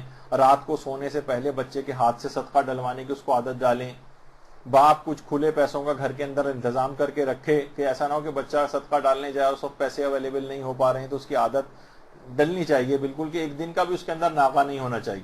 دیکھیے عادت پختہ ہو جائے گی تو روایتوں کے عادت و تبع ثان، عادت جو ہے فطرت ثانیہ بن جاتی ہے. اب یہ بے چین رہے گا جب تک کہ صدقہ نہ ڈال دے. بچپن سے اگر آپ نے اس کو عادت ڈال دی تو دن اور رات دونوں کی بلائیں ہمیشہ اس بچے سے دور ہوتی جائیں گی. خود مذہبی اور دینی تربیت کے اندر شامل ہے مثلا. اسی طریقے سے بچے کو جمعے کے روز غسل جمعہ کی عادت ڈالیں. انتہائی تاکیدی مستحب ہے کہ وہ مستحب ہے کہ جس کو ترک کرنا مکروہ ہے. شاید واحد ہی یہ ایسا مستحب ہے کہ جس کو ترک کرنا مکروہ ہوتا. تو غسل جمعہ کی عادت بچے کو خاص طور پر ڈلوائی جائے. سونے سے پہلے روزانہ مرحومین کے لیے مثلا اس کو سورہ فاتحہ پڑھنے کی بچے کو عادت ڈلوانی چاہیے، اور اس انداز سے فاتحہ خوانی بچے کے لیے ہو تاکہ مرحومین سے بھی اس کا رابطہ اور ایک ارتباط رہے. اس کے علاوہ روزانہ دعائے سلامتی امام زمانہ یا تو بچہ قنوت میں نماز میں پڑھے یا الگ سے بھی اللہم کن لولیک الحجت والی دعا، یہ بچے کی کو عادت ڈلوائیں کہ روزانہ کی بنیاد پر یہ کام ہونے چاہیے.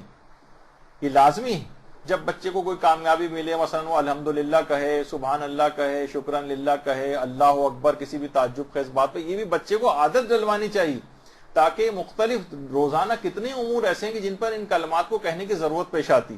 کوئی نعمت ملی بچے سے کہیں کہو الحمدللہ، کوئی اچھی چیز دیکھے کہو سبحان اللہ، کوئی تعجب خیز بات ہو کہو اللہ اکبر، مثلا کوئی اور نعمت ملے کہو اللہ کا شکر ادا کرو. تو اس طرح سے بچے کو عادت ہونی چاہیے ان تمام چیزوں کی. عادت ڈلوا دی تو بچوں کی زبان پر بڑے ہونے کے بعد بھی یہ کلمات شکر اور حمد اور تسبیح زبان کے اوپر جاری رہیں. اسی طریقے سے ایک بہت ہی بڑا بچے کے اوپر احسان ہوگا کہ بچے کو اگر جلد سونے کی عادت آپ نے ڈلوا دی. بچہ اگر روزانہ جلد سونے کی عادت اس کی پڑ جائے گی اور اس کو آپ نے ٹی وی، کمپیوٹر اور یہ سب اس سے بچا، کم سے کم رات کے ان اوقات کے اندر اس کو بچا لیا اور بچہ رات کو جلد سو گیا تو دین و دنیا کی بہت ساری کامیابیاں یہ بچہ حاصل کر لے گا، ورنہ یہ محروم رہ جائے گا ان کامیابیوں سے. اب یہ کبھی نماز شب کو نہیں اٹھ سکے گا، کبھی یہ سحر خیزی کی لذت سے کبھی آگاہ نہیں ہو سکے گا، یہ خزانوں اور رزق کے جو خزانے ہیں ان کو تقسیم ہونے کا جو وقت پروردگار کی طرف سے فجر اور اس کے قریب قرب و جوار کے اوقات کے اندر ہوتا ہے، یہ ہمیشہ اس سے محروم رہ جائے گا۔ تو اگر بچے کو جلد سونے کی عادت ڈلوا دی، اور بہت سے گھرانے اس کے اوپر پابندی سے عمل بھی کرتے ہیں کہ مائیں اور باپ اگر دیر سے بھی سوئیں، کم سے کم ایسا ماحول گھر میں کریٹ کر دیتے ہیں کہ لائٹیں وائٹیں آف کر دیں اور بچہ ذرا سونے کے ماحول اس کے اندر چلا جاتا ہے اور جلد سو جاتا ہے۔ پھر اسکولنگ ابھی آگے چل کر ہم جب تعلیم میں بیان کریں گے تو اس وقت اس کی اہمیت بہت زیادہ ہوگی۔ بچہ مثلا رات کے 2-2 3-3 بجے سو رہا ہے، پھر صبح ہی آپ 6-7 بجے اسکول جانے کے لیے بیدار کر رہی ہیں، تو کیا ہو رہا ہے؟ آپ خود سوچیں کہ آپ کی 2-3 گھنٹے کی نیند ہو، 3 گھنٹے کی نیند ہو، چاہے آپ خود چڑچڑے ہو جاتے ہیں، بچہ آپ چڑچڑا ہو رہا ہے، آپ کو لگ رہا ہے کہ بدتمیزی کر رہا ہے، بدتمیزی نہیں کر رہا، اس کی نیند پوری نہیں ہوئی ہے۔ پھر وہ صبح ہی اپنے جو ہے وہ اسکول جا رہا ہے، وہاں پہ اس کی پرفارمنس متاثر ہو رہی ہے، ہوم ورک نہیں کر رہا ہے تو وہاں پہ بھی مثلا ڈانٹ پڑ رہی ہے، کلاس میں پرفارمنس اچھی نہیں ہے، پھر وہ گھر میں آ رہا ہے تو فوراً جو ہے وہ اس کے بعد آپ اس کو جو ہے وہ کوئی ٹیوشن پڑھانے کے لیے سر آئے ہوئے ہیں، وہ بیچارہ اس کے اندر جا رہا ہے، پھر اس کے بعد قاری صاحب اس کو قرآن پڑھانے کے لیے آ رہے ہیں، پھر ہوم ورک کرنا ہے، اور اس کے بعد پھر رات کا ویسے ہی روٹین۔ تو بچہ ایک عجیب سا، نہ اس کی تعلیمی تربیت ہو رہی ہے، نہ اس کی کسی بھی اعتبار سے کوئی تربیت ہو رہی ہے، اور بچہ ایک مشکل صرف کس وجہ سے کہ والدین نے اس کو دیر سے سونے کی عادت ڈال دی۔ پیچھے بہت سارے بچوں کی اسکول کی صلاحیتیں جو متاثر ہو رہی ہیں، وہ یہ ان کی نیند پوری نہ ہونا بھی اس کے اندر ایک بہت بڑا فیکٹر۔ ابھی آگے چل کر جب ہمارا خیر تعلیمی دم تربیت وہ کریں گے، جو کہ آج کا تو نہیں، اگلی گفتگو عنوان ہوگا، اس کے اندر یہ بات آئے گی۔ اچھا، پھر ایک اور چیز بھی اہم ہے، اور وہ ہے والدین کی خدمت کی عادت بچے کو بچپن سے ڈلوانی چاہیے۔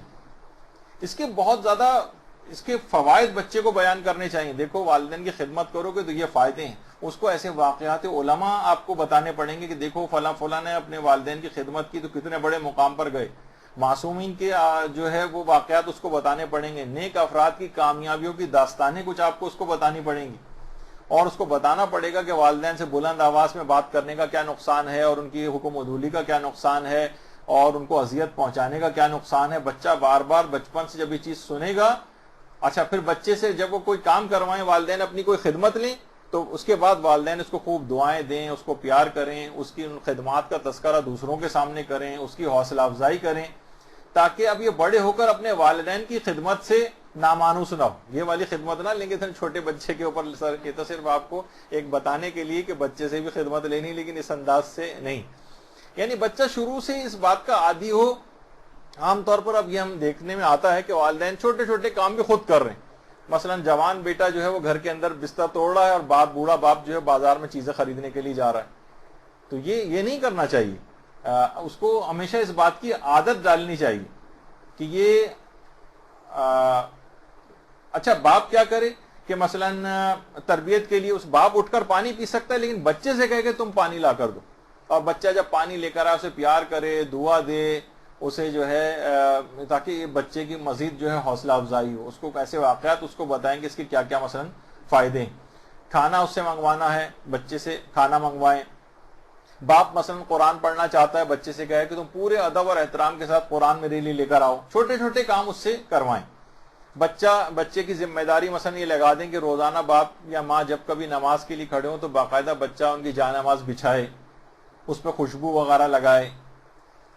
اچھا، اسی طریقے سے والدین اپنی خدمت کے ساتھ ساتھ دوسرے لوگوں کی خدمت کی بھی اس کو عادت ڈلوائیں، آگے بڑھ کر دوسروں کی مدد کرنے کی، کہ چلو بیٹا ٹھیک ہے یہاں سے یہ چیزیں اٹھاؤ، رکھوانے میں مدد کرو۔ بچہ کسی گھر میں کسی جگہ جائے تو وہاں جا کر بھی کام کرے۔ بہت سارے خواتین کے متعلق ملتا ہے کہ کسی مجلس میں جاتی ہیں رشتہ دار کی، تو وہاں جا کر خود بڑھ کر سارے کام کرنے لگتی ہیں، برتن بھی دھلوانے لگتی ہیں، چیزیں بھی، تو بڑا ان کو اپریشیٹ کیا جاتا ہے، ان کی تعریف کی جاتی ہے، بنسبت کے قریبی رشتہ داروں کے بھی مہمانوں کی طرح سے جا کر بیٹھ جائیں۔ تو یہ کیا ہے، ان کو بچپن سے اس بات کی عادت ڈلوائی جائے کہ دوسروں کی خدمت کرنے کی، آگے بڑھ کر۔ بچے جو چھوٹے ہوتے ہیں ان کو چھوٹے چھوٹے کام بھی دینے چاہیے، یہ ورنہ کبھی بھی یہ بات یاد رکھ لیجئے کہ یہ معذور ٹائپ کا بن کے رہے گا اور سب ہر وقت دوسروں کو دیکھے گا اپنے کام کرانے کے لیے۔ یہ چھوٹے چھوٹے کام ہے کہ جاؤ اپنے کپڑے جو ہیں یہ جا کے تم رسی کے اوپر ٹانگ کر آؤ کپڑے دھونے کے بعد، یہ اس قسم کے اس کو کام دیں۔ ہو سکتا ہے چند شروع میں کام غلط ہو جائیں، کپڑے نیچے گر جائیں، دوبارہ بھی آپ کو دھونے پڑ جائیں، لیکن بچے کی تربیت کے لیے اس میں کپڑے تو بچ جائیں گے میلے ہونے سے، لیکن بچہ خراب ہو جائے گا۔ اس صورت میں یہ ہوگا کہ 2-4 دفعہ اگر گر بھی جائیں یا کوئی سی چیز کا نقصان بھی ہو جائے، برتن اٹھاتے ہیں برتن ٹوٹ بھی جائیں، تب بھی بچے کی تربیت کے لیے بہت اچھا ہو جائے گا۔ تھوڑا سا نقصان آدمی برداشت نہیں کر سکتا ان چیزوں کے لیے، بچے کی اگر اچھی تربیت ہو جائے۔ تو بچے کے اندر کیا ہونا چاہیے؟ آگے بڑھ کر مدد کرنے کا ایک عمل. اس کے اندر یہ بھی ہو کہ اپنے چھوٹے بھائیوں کی مدد کرنے کا عمل ہو. کس طرح سے ان کو جوتے پہنا رہا ہے, ان کو کپڑے بدلنے میں مثلا ان کی مدد کر رہا ہے. یہ بچے کو شروع سے سکھانا چاہیے, ورنہ ایک ذرا سا بھی آج دیکھنے میں آتا ہے وہ کہتے ہیں نہیں میں یہ کام کیوں کروں گا, اس کا کام ہے. بھائی کی مدد نہیں کر رہا ہوتا, بہن بھائی کی مدد نہیں کر رہی ہوتی, گھر میں رہتے ہوئے کوئی کسی کا مددگار نہیں, کیونکہ ان لوگوں کو ابھی یہ چیز سکھائی نہیں گئی بچپن سے. یہ تمام چیزیں ایسی. اچھا, پھر اس کے ساتھ ساتھ اب یہ بچہ بڑا ہوتا ہے, اس کو خدمت گزاری کا جذبہ, یہ امام بارگاہوں میں جائے گا, مسجد میں جائے گا, وہاں پر بھی خدمت لوگوں کی انجام دے گا. اچھا, بچے کو یہ بھی سکھانا چاہیے کہ زائد چیزیں جو گھر میں ہیں, مثلا اس کے کپڑے ہیں, کھلونے ہیں, وہی مالی ہیلا کر کے جو اس سے پہلے ہم نے بتایا, خود بچے سے ہر 6 مہینے کے بعد بچے سے کہیں کہ جناب اپنے چیزیں جمع کرو اور ہم یہ کسی غریب کو دیں گے. اس سے کیا ہوگا؟ بچے کے اندر ایک جذبہ اس کا بیدار ہوگا کہ اچھا مجھے یہ والی خدمت بھی لوگوں کی کرنی ہے, غریبوں کی مدد کا جذبہ اس کے اندر بیدار ہو. مثلا والدین کو روزانہ کوئی دوا کھانے کی ضرورت پیش آتی ہے, بچے کی ذمہ داریوں کو ان اوقات کے اندر باپ کو دوا لا کر دے, ماں کو دوا لا کر دے, گلاس پانی کا لا کر دے. یہ اس کو دیکھیے یہ چیزیں کروانی پڑیں گی, ورنہ بچہ کیسے سیکھے گا کہ والدین کی اس کو خدمت کرنی ہے؟ بڑا ہونے کے بعد وہ نامانوس ہوگا, وہ ایکسپیکٹ یہی کرے گا, بلکہ اسے بوجھ محسوس ہونے لگے کہ باپ کی کوئی خدمت کی اس کو کبھی عادت ہی نہیں رہی اس چیز کی, اور اس میں والدین کا ہی سب سے بڑا قصور ہوگا. اچھا, اسی طرح سے اگر کسی کی مدد کروانی بھی ہے تو بچے کے ہاتھ سے مدد کروائیں. اس کو لنچ باکس آپ اگر بنا کر دے رہی ہیں تو اس کو کچھ لنچ باکس میں زیادہ چیزیں ڈال کے دیں کہ وہ اپنے ساتھی دوستوں وغیرہ کو اپنے سے شیئر کروائے اور ان کو بھی ساتھ میں جو ہے وہ کھلوائے. تو سخاوت کی عادت بچے کے اندر ڈلوانی. دیکھیے ضرورت سے زائد کوئی بھی چیز ہو, وہ دوسرے کو دینے کا اس کے اندر بچے کو شروع سے ایک جذبہ ہو. ایک ہی اس کے پاس مثلا 2 کھلونے, ایک کھلونا دوسرے کو دینے کا جذبہ اس کے اندر پیدا کروائیں. اس کو کہیں گے دیکھو تمہارے پاس تو یہ 2 کھلونے, اس کے پاس ایک بھی نہیں, تم اس کو دے دو. بچہ خوشی خوشی دے, اس کو کچھ چاہے اس کے سلسلے میں کوئی انعام دینا پڑے, کچھ کرنا پڑے, تو یہ اس طرح سے اس کو انداز سے بچے کی کوئی بھی ایسی کامیابی ہو, کوئی ایسی چیز ہو اچھی بچے کے اندر دیکھیں. مثلا ایک خاتون کو میں جانتا ہوں کہ جو بچے کے اندر کوئی اچھی چیز ایسی دیکھتی ہیں تو باقاعدہ کہتی ہیں کہ بھائی فلاں کے لیے ایک درود پڑھیے سارے, اور سارے اس نے یہ اچھا کام کیا ہے اس کے لیے ایک درود. تو سارے گھر والے مثلا درود پڑھ رہے ہیں اور بچے کی حوصلہ افزائی ہو رہی ہے کہ ہاں میں نے کوئی اچھا کام کیا, تو اس کے نتیجے میں سب لوگ یہ کام کر رہے ہیں.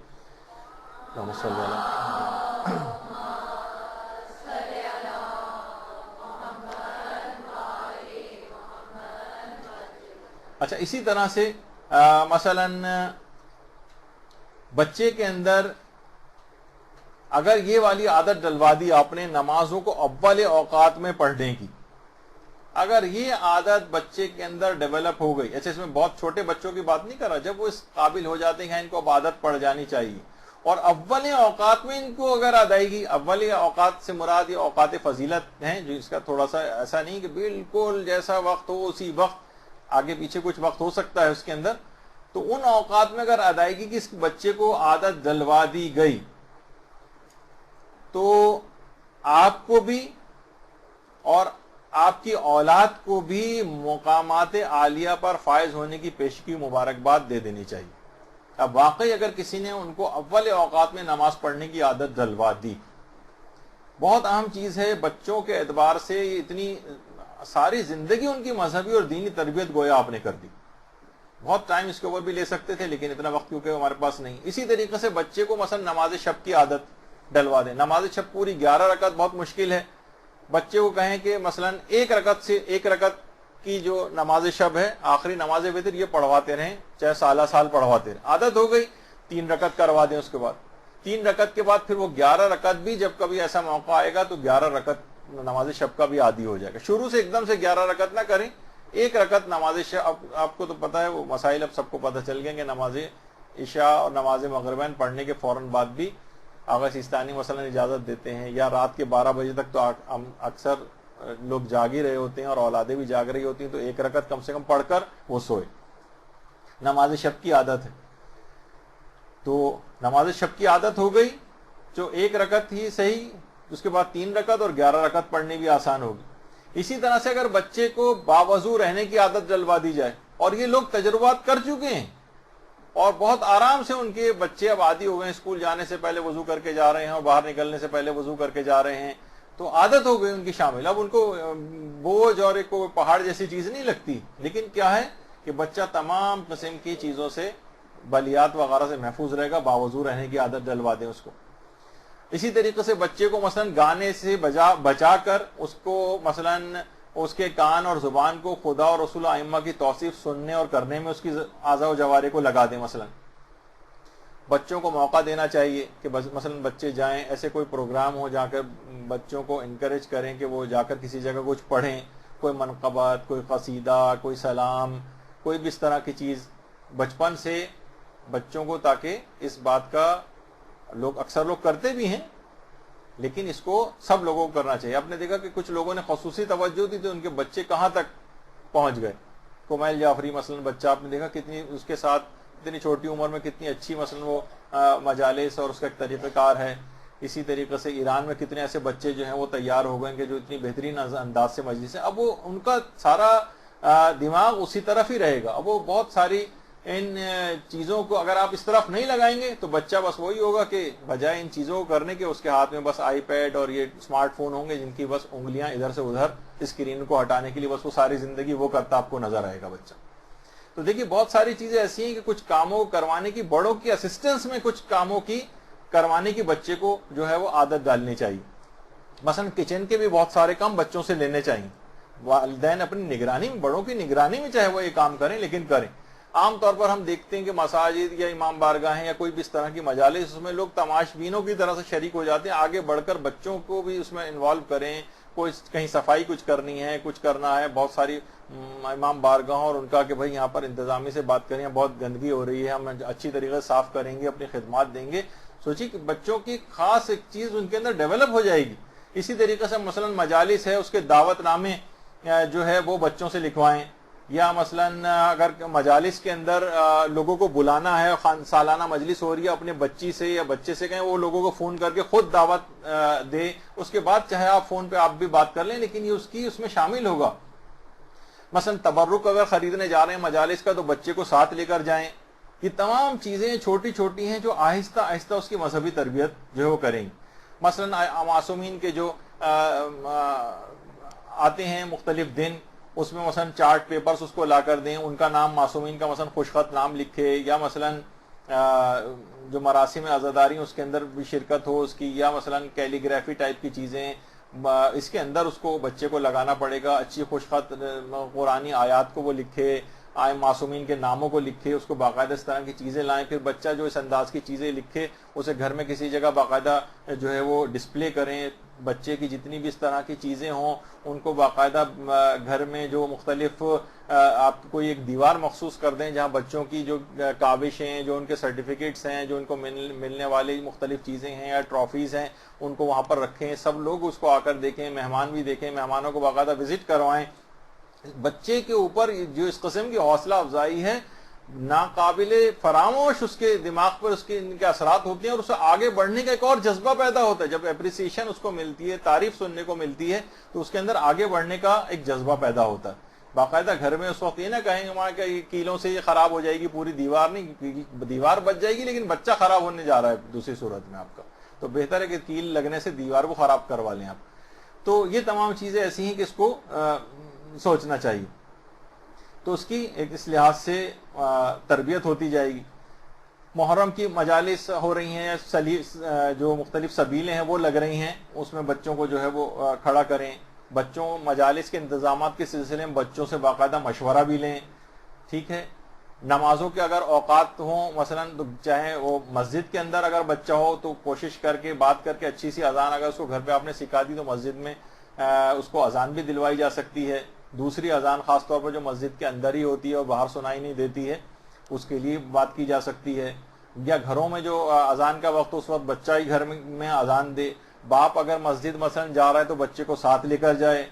وہاں مثلا کوئی پروگرام ایسا ہو تو اس میں کوئی کمپیئرنگ کروانی ہو چاہے تھوڑی دیر کے صحیح, بچے کی اعتماد بحال کرنے کے لیے اس میں بچے کو اس میں شرکت کروائے. تلاوت قرآن کا کوئی موقع مسجد کے اندر آ جائے, کسی امام بارگاہ میں آ جائے, کسی مجلس سے پہلے آ جائے تو بچہ تلاوت قرآن کرے. ایران میں باقاعدہ یہ ہوتا ہے کہ چھوٹے بچوں کو مکبر کے طور پر, کیونکہ اگر حاضرین میں سے کوئی پیش امام کی آواز سے اپنی آواز کو بلند کرے تو نماز مکروہ ہوتی، تو آپ نے دیکھا کہ الگ سے ایک شخص ہوتا ہے جو اللہ اکبر اور سمع اللہ اور بحول اللہ کہہ رہا ہوتا ہے۔ اب بہت سی جگہوں پہ بچوں کو اعتماد بحال کرنے کے لیے، بچے کا ارتباط مسجد سے کروانے کے لیے بچے کو مکبر کے فرائض انجام دینے کو کہے جاتے ہیں، جو کہ ہمارے یہاں خیر اتنا ہی سسٹم اتنا رائج نہیں ہے۔ تو مثلا اس کی عمر کے مطابق کچھ کام فکس کیے جا سکتے ہیں، مثلا کھانا کھانے سے پہلے کون بچہ ہے جو پلیٹیں لگانے کا کام اس کے ذمہ ہوگا، کس کا کام پلیٹیں اٹھانے کا ہوگا، کس کا کام دسترخوان بچھانے کا ہوگا، مثلا برتن دھونا لڑکے ہو یا لڑکیاں ان کی اس کے اندر شامل ہونا چاہیے۔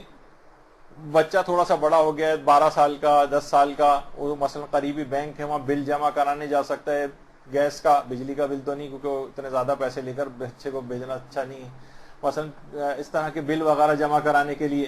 اور مثلا صبح کی نماز کو اگر لوگ اٹھ رہے ہیں تو ایک بچے کی ذمہ داری لگا دیں کہ جتنی بھی اضافی لائٹس جل رہی ہیں رات کو وہ ساری بچہ صبح نماز فجر پڑھنے کے بعد ایک کی ذمہ داری کو آف کرے۔ مثلا لڑکیاں اگر بڑی ہونے لگتی ہیں عام طور پر دیکھتے ہیں کہ وہ کام گھروں میں کرتی نظر نہیں آتی، انہیں اگر کچھ کام سکھا دیا ہے ماں نے، کوئی ایک کھانا مثلا روزانہ ایک کھانا بنانے کی ذمہ داری یا مثلا ناشتہ بنانے کی ذمہ داری ایک لڑکی کو دی جائے، تو یہ تمام چیزیں دیکھیں اس طرح سے ہیں کہ بچوں کو یہ سب چیزیں سکھانی چاہیے، ان کے بڑے اثرات ہیں۔ اب دیکھیں کہ بچہ اپنی آنکھوں سے دیکھ رہا ہوتا ہے، مثلا باپ مسجد میں ساتھ لے گیا ہے دعا مانگ رہا ہے، بچہ ایک ایک اثر اس کا قبول کر رہا ہے باپ کا۔ گھر میں چھوٹے چھوٹے کچھ نہیں تو بچے سے مثلا ویکیوم کلینر چلانا اس کو سکھائیں، ایک دفعہ ذمہ داری ہو کہ اس طرح کے گھریلو کاموں کے اندر انوالو ہو۔ لڑکی مثلا بڑی ہو گئی ہے، اسے گھر کے برتن صاف کرنے کے لیے اس کو کرنا چاہیے کام۔ اسی طریقے سے خواہ اتنا ہی چھوٹا سا کام کیوں نہ ہو کہ ٹھیک ہے ناشتہ ماں بنائے گی، لیکن یہ انڈا توڑنے کا کام آپ صرف میرا خیال نیل پالش اور اس کی انگوٹھی دیکھ رہی ہوں گی، میں جو دکھانا چاہ رہا ہوں وہ انڈا توڑنے والا مسئلہ ہے۔ تو یہ آپ کو اس کو کرنا چاہیے کہ چھوٹے چھوٹے کاموں کے اندر بچے کو باقاعدہ اس لحاظ سے اس میں انوالو کرنا پڑے گا۔ جو بھی اس طرح کی ذمہ داریاں آتی ہیں اس کے اندر بھی آپ دیکھیں کہ باقاعدہ ایسے ایام ولادت شہادت کس طرح سے کٹنگ کرنی ہے، چارٹ پیپر بنانے ہیں، مثلا گھر کے اندر نماز کا انتظام کر رہا ہے، اس کے بعد بچے کی ذمہ داری لگا دیں گے، ساری مثلا سجدگاہیں وہ لگائے گا، تسبیحاں رکھے گا جا کر۔ یہ چھوٹی چھوٹی چیزیں ایڈ ہوتی چلی جائیں گی۔ ایران کے اندر باقاعدہ ہوتا ہے کہ ٹین ایج کی جو عمر کے جو لڑکے ہوتے ہیں جو نماز جماعت تک پڑھانے لگتے ہیں، وہ تمام اس سے پہلے ان کی ٹریننگ ہو جاتی ہے، اسکولوں تک کے اندر نماز جماعت بہت سی جگہوں کے اوپر جو قائم ہوتی۔ تو یہ تمام، اور یہاں ہمارے یہاں پاکستان میں دیکھیے اتنی چھوٹی چھوٹی عمروں کے جب یہ خودکش بمبار بنانے کو تیار ہو جاتے ہیں اور یہ جا کے اپنے ٹاسک کو پورا کرتے ہیں، تو اچھی تربیت وغیرہ آپ دیکھیں کیوں ان کو اچھی طرف بچوں کو آپ نہیں لا سکتے؟ بالکل لا سکتے ہیں، لیکن ہم کام نہیں کر رہے ہیں۔ باطل برائی کے اندر اتنا آگے بڑھ رہا ہے کہ اتنے چھوٹے چھوٹے بچوں اور نوجوانوں کو وہ جو خودکش بمبار بنا رہا ہے، اور یہاں پر جو ہے ایک اچھا مومن بنانے کے لیے یہاں والدین سستی اور کاہلی کا شکار ہے۔ اسی اعتبار سے بچے کی کچھ نفسیاتی تربیت بھی ہوتی۔ دیکھیے بچے کی غلطی کے اوپر بہت سنجیدہ اور مستحکم رویہ اور دو ٹوک رویہ اس کی غلطی پر بعض اوقات اپنانے کی ضرورت ہوتی ہے۔ باپ اگر منت سماجت کرے گا، بیٹا یہ کام نہ کرو پلیز، یا ڈرائے دھمکائے گا، یا مثلا اس کو کسی چیز کا وعدہ کر کے کسی کام سے روکے گا، دیکھو اگر تم نے فلاں بچے کو چھوٹے بھائی کو نہیں مارا تو میں تم کو ٹافی دوں گا۔ اب بچہ جو ہے وہ سمجھ جاتا ہے کہ اس کا مطلب یہ ہے کہ اس حکم کی حکم عدولی کی جا سکتی، اور یا اگر ٹافی نہیں ملی تو چھوٹے بھائی کو مارا جا سکتا ہے، یعنی بچے کے دماغ میں خود بخود یہ چیز آئے گی۔ تو یہ بچے کے اندر نافرمانی والی چیز یہ خود والدین نے اپنے لہجے کی معاملے کی کمزوری کی وجہ سے پیدا کی۔ کچھ دیکھیے باتیں ایسی ہیں کہ جس میں بچے کو بالکل واضح طور پر یہ بات بتا دینی چاہیے کہ چند باتیں تو ناقابل برداشت ہیں، اس میں کوئی کمپرومائز نہیں۔ مثلا لڑکی اسے بتا دیں کہ جس بلوغ کے قریب ہے، بے حجابی بالکل برداشت نہیں۔ سینما جانا پاکستان جو ماحول اور معاشرہ ہے، کسی صورت وہ اس کی فرمائش کبھی نہ کرے بھول کر بھی کہ اس جگہ پہ جایا جائے گا۔ گھر میں کوئی بھی فحش مووی چلنے کی اجازت ہی نہیں، کسی برے دوست اور بری سہیلی بنانے کی اجازت نہیں، نامحرموں سے کسی بھی طرح کی چیٹنگ کی کوئی اجازت نہیں۔ بالکل واضح طور پر یہ بات بتا دینی چاہیے، صاف طور پر، اور باقاعدہ بالکل ٹھوس انداز میں، باقاعدہ چاہیں تو اسے اپنے کمرے میں بلائیں، آؤ مجھے تم سے آ کر ایک بات کرنی۔ وہ جو سننے میں آتے ایک صاحب ایسے بھی تھے جو بہت تمیز اور تہذیب کے ساتھ بچے کو مثلا کمرے میں بلاتے تھے جس وقت مارنا ہوتا تھا، ساجد ذرا یہاں تشریف لائیے گا، اور اس کے بعد ایک زوردار پٹائی ہوتی تھی. تو ویسے تو گالم گلوچ گھر میں چلتی تھی، اور سمجھ جاتا تھا ساجد کی جب بھی کبھی جو ہے وہ ابا بہت تمیز تہذیب سے بلا رہے ہیں، اس کا مطلب آج مارنے کا ارادہ ہے. تو بہرحال وہ اس طور پہ نہیں کہہ رہے، بچے کو بہت واقعی سنجیدگی سے بلائیں اپنے پاس کہ دیکھو اس معاملے بات کرنی ہے، اس معاملے کے اتنے نقصانات ہیں، تمہارا دوست اچھا نہیں، اس کے دیکھو یہ نقصانات ہیں، یہ بات اس کے متعلق سننے میں آئی ہے یا فلاں چیز ہے. تو اب بچہ ہر لحاظ سے اس کو واضح اور دو ٹوک انداز میں باپ کی طرف سے پیغام مل جائے. باپ کا لہجہ کھوکھلا رہا، باپ کا لہجہ بہت کمزور رہا، منت سماجت والا رہا، یا ڈرانے دھمکانے والا رہا، یا مثلا مار پیٹ والا رہا، یہ تمام انتہائی خطرناک، اس بچے کے اوپر بہت برے نفسیاتی اثرات اس کے مرتب ہوتے ہیں. اور حتی الامکان مارنے سے تو پرہیز کرنا چاہیے. البتہ کون سی بچوں کو سزائیں دینی چاہیے ہماری اگلی گفتگو کا عنوان ہوگا. تو اس سے بچہ نا جھوٹ بولنا سیکھتا ہے، اور والدین کی غلطی سے بچہ ایک نئی خرابی کی طرف جاتا ہے. مثلا باپ اگر چیخ پکار کے اور آگ بگولا ہو کر کہ بتاؤ کس نے توڑی ہے یہ چیز، اب کون احمق ہوگا جو سچ بولے گا اس موقع پر؟ بچہ لامحالہ جھوٹ بولے گا. تو والدین کی غلطی سے بچہ ایک اور مرض اس کے اندر جھوٹ بولنے کا پیدا ہو جائے گا. اچھا، بچہ ڈرنے لگے گا باپ سے، دور ہونے لگے گا باپ سے. جیسے جیسے بچہ بڑا ہوتا جائے گا، یہ مار پیٹ کرنے والے جو والدین ہیں ان سے اپنے تعلق کو دور کرتا جائے گا، ان سے جدا ہوتا چلا جائے گا. بچہ والدین کے سامنے بدتمیزی کرتا ہے، اور والدین اس کے جواب میں مزید غصہ کر کے مزید سختی کرتے ہیں. علماء فرماتے ہیں کہ تربیت کے سب سے نقصان دہ راستوں میں سے ایک راستہ یہ، بچہ اگر بدتمیزی کرے اور آپ اس سے مزید اس کے اوپر چیخیں چلائیں اور اس کو مزید سختیوں میں ڈال دیں، یہ بہت ہی خطرناک راستے کا والدین نے انتخاب کیا. البتہ جو اس طرح کے جو بگڑے ہوئے بچے ہوتے ہیں یا باغی بچے ہیں، ان کے موضوع پر ہماری سب سے آخری کلاس پوری انہی بچوں کو کس طرح سے ٹیکل کیا جائے ان طریقوں کے اوپر ہوگی. تو اچھا، اس کے اندر ایک بات اور بھی ہے جس کا خیال رکھنا چاہیے کہ ماں باپ ایک دوسرے کا احترام کریں، یہ تربیت اولاد کے اہم ترین اصولوں میں سے ایک. ان کا آپس میں ایک دوسرے سے بہت عزت و احترام کا سلوک ماں اور باپ کا ایک دوسرے سے بچے کے اندر ایسے اچھے نفسیاتی اثرات لے کر آتا ہے کہ کبھی بعد میں یہ خود تصور نہیں کر سکتا کہ مجھے اپنے ماں اور باپ کی کوئی توہین کبھی کرنی یا ان کی کبھی حکم عدولی کرنی خود. اچھا، عام طور پر دیکھنے میں آتا ہے کہ مائیں یعنی جو بیویاں ہیں اپنے شوہروں کے اوپر چیخ چلا رہی ہیں، بچہ بچپن سے دیکھتا آ رہا ہے، اس کا مطلب ہے وہ سیکھتا ہے کہ باپ کے اوپر چیخا چلایا جا سکتا. اسی طریقے سے باپ کسی وجہ سے بیوی کے اوپر بہت چیخ چلا رہا ہے تو وہ ماں سیکھتا ہے کہ ماں کے اوپر بھی میں بھی ایسا کر سکتا ہوں. تو دیکھیے، لعنت ملامت ایک دوسرے کو کر رہے ہیں تو وہ بھی اس طرح سے عمل کر سکتا ہے. ایک چیز بہت اہم بات ہے کہ وہ یہ دیکھے کہ والدین ایک دوسرے کا بہت زیادہ عزت و احترام سے ایک دوسرے کے ساتھ اقدام کر رہے ہیں تو بچہ وہی چیز سیکھے گا. ایک بات اور علماء فرماتے کہ ماں اپنے بچوں پر ہرگز بھی باپ کا روب کم نہ ہونے دے. بہت بڑی غلطی کرتی ہیں وہ مائیں کہ چاہے بچہ ماں سے اتنا نہ ڈرے لیکن بچے کو باپ سے ڈرنا چاہیے. کہا جاتا ہے کہ باپ گھر میں ایک رحم دل بادشاہ کی طرح سے رہنا چاہیے کہ جس کے سائے میں سب لوگ امن و امان میں رہیں، لیکن بادشاہ کے سامنے کسی کی دم مارنے کی مجال بھی نہیں ہوتی. دونوں چیزیں ایک ساتھ گھر کے اندر ہونے چاہیے. وہ مائیں جو چیختی ہیں، چلاتی ہیں کسی مسئلے پر اپنے شوہر کو دبا کر، بچے کی نگاہ میں باپ کی اہمیت کو کم کرتی. باپ مثلا اگر ڈانٹ رہا ہے اولاد کو کسی کی غلطی ہوئے، مائیں بیجا حمایت آ کر کھڑی ہو جاتی ہیں اور الٹا بچوں کی طرف سے باپ سے لڑنے لگتی ہیں. انتہائی احمقانہ طریقہ کار یہ ہوتا ہے.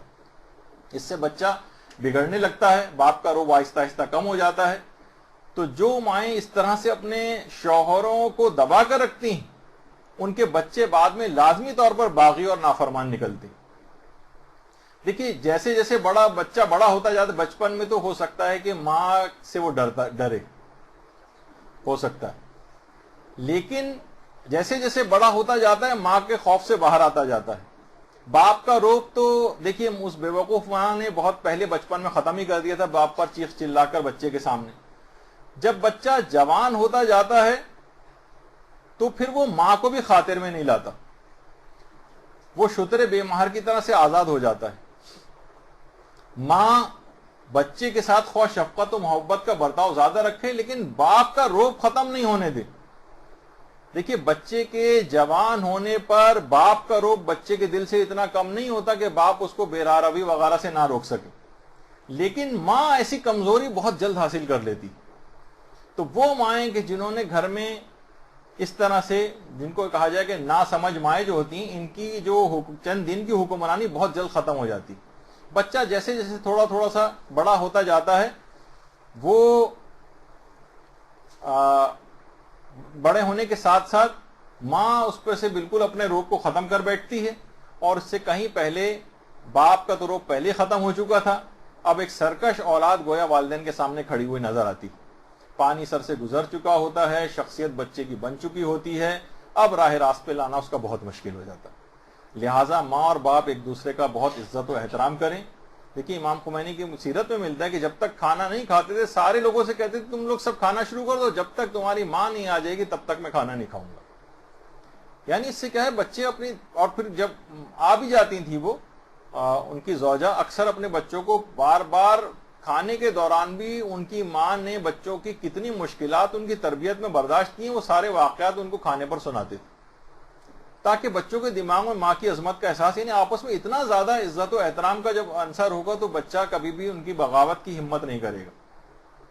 تو بہرحال تو موقع ختم ہو گیا. اب انشاءاللہ اگلی دفعہ، بہرحال آخر میں فقط اس دعا کے اوپر اختتام کرتے ہیں کہ پروردگارہ، آج 13 رجب ہے اور حضرت امیر المومنین علیہ الصلوۃ والسلام کی ولادت کا دن ہے، اس کی خوشی ہے. اللہم صلی علی محمد و علی محمد.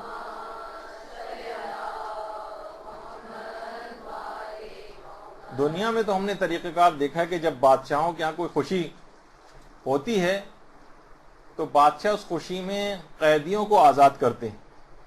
پروردگار تجھے بھی واسطہ ہے مولود کعبہ کا کہ آج تمام شیعان حیدر کرار کو گناہوں کی قید اور آتش جہنم کی قید سے آزادی عطا فرما. اور جب ہم سب حضرت امیر المومنین علیہ الصلوۃ والسلام کے فرزند امام زمانہ جس وقت قیام کریں،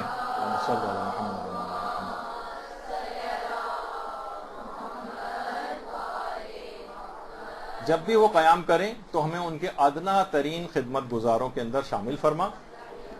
تو یہاں پر ہماری گفتگو اختتام پذیر ہوتی ہے. انشاءاللہ اگلی نشست کے اندر ہم مزید تربیتی امور کو آگے بڑھائیں گے. وصلی اللہ علی محمد وآلہ الطیبین الطاہرین.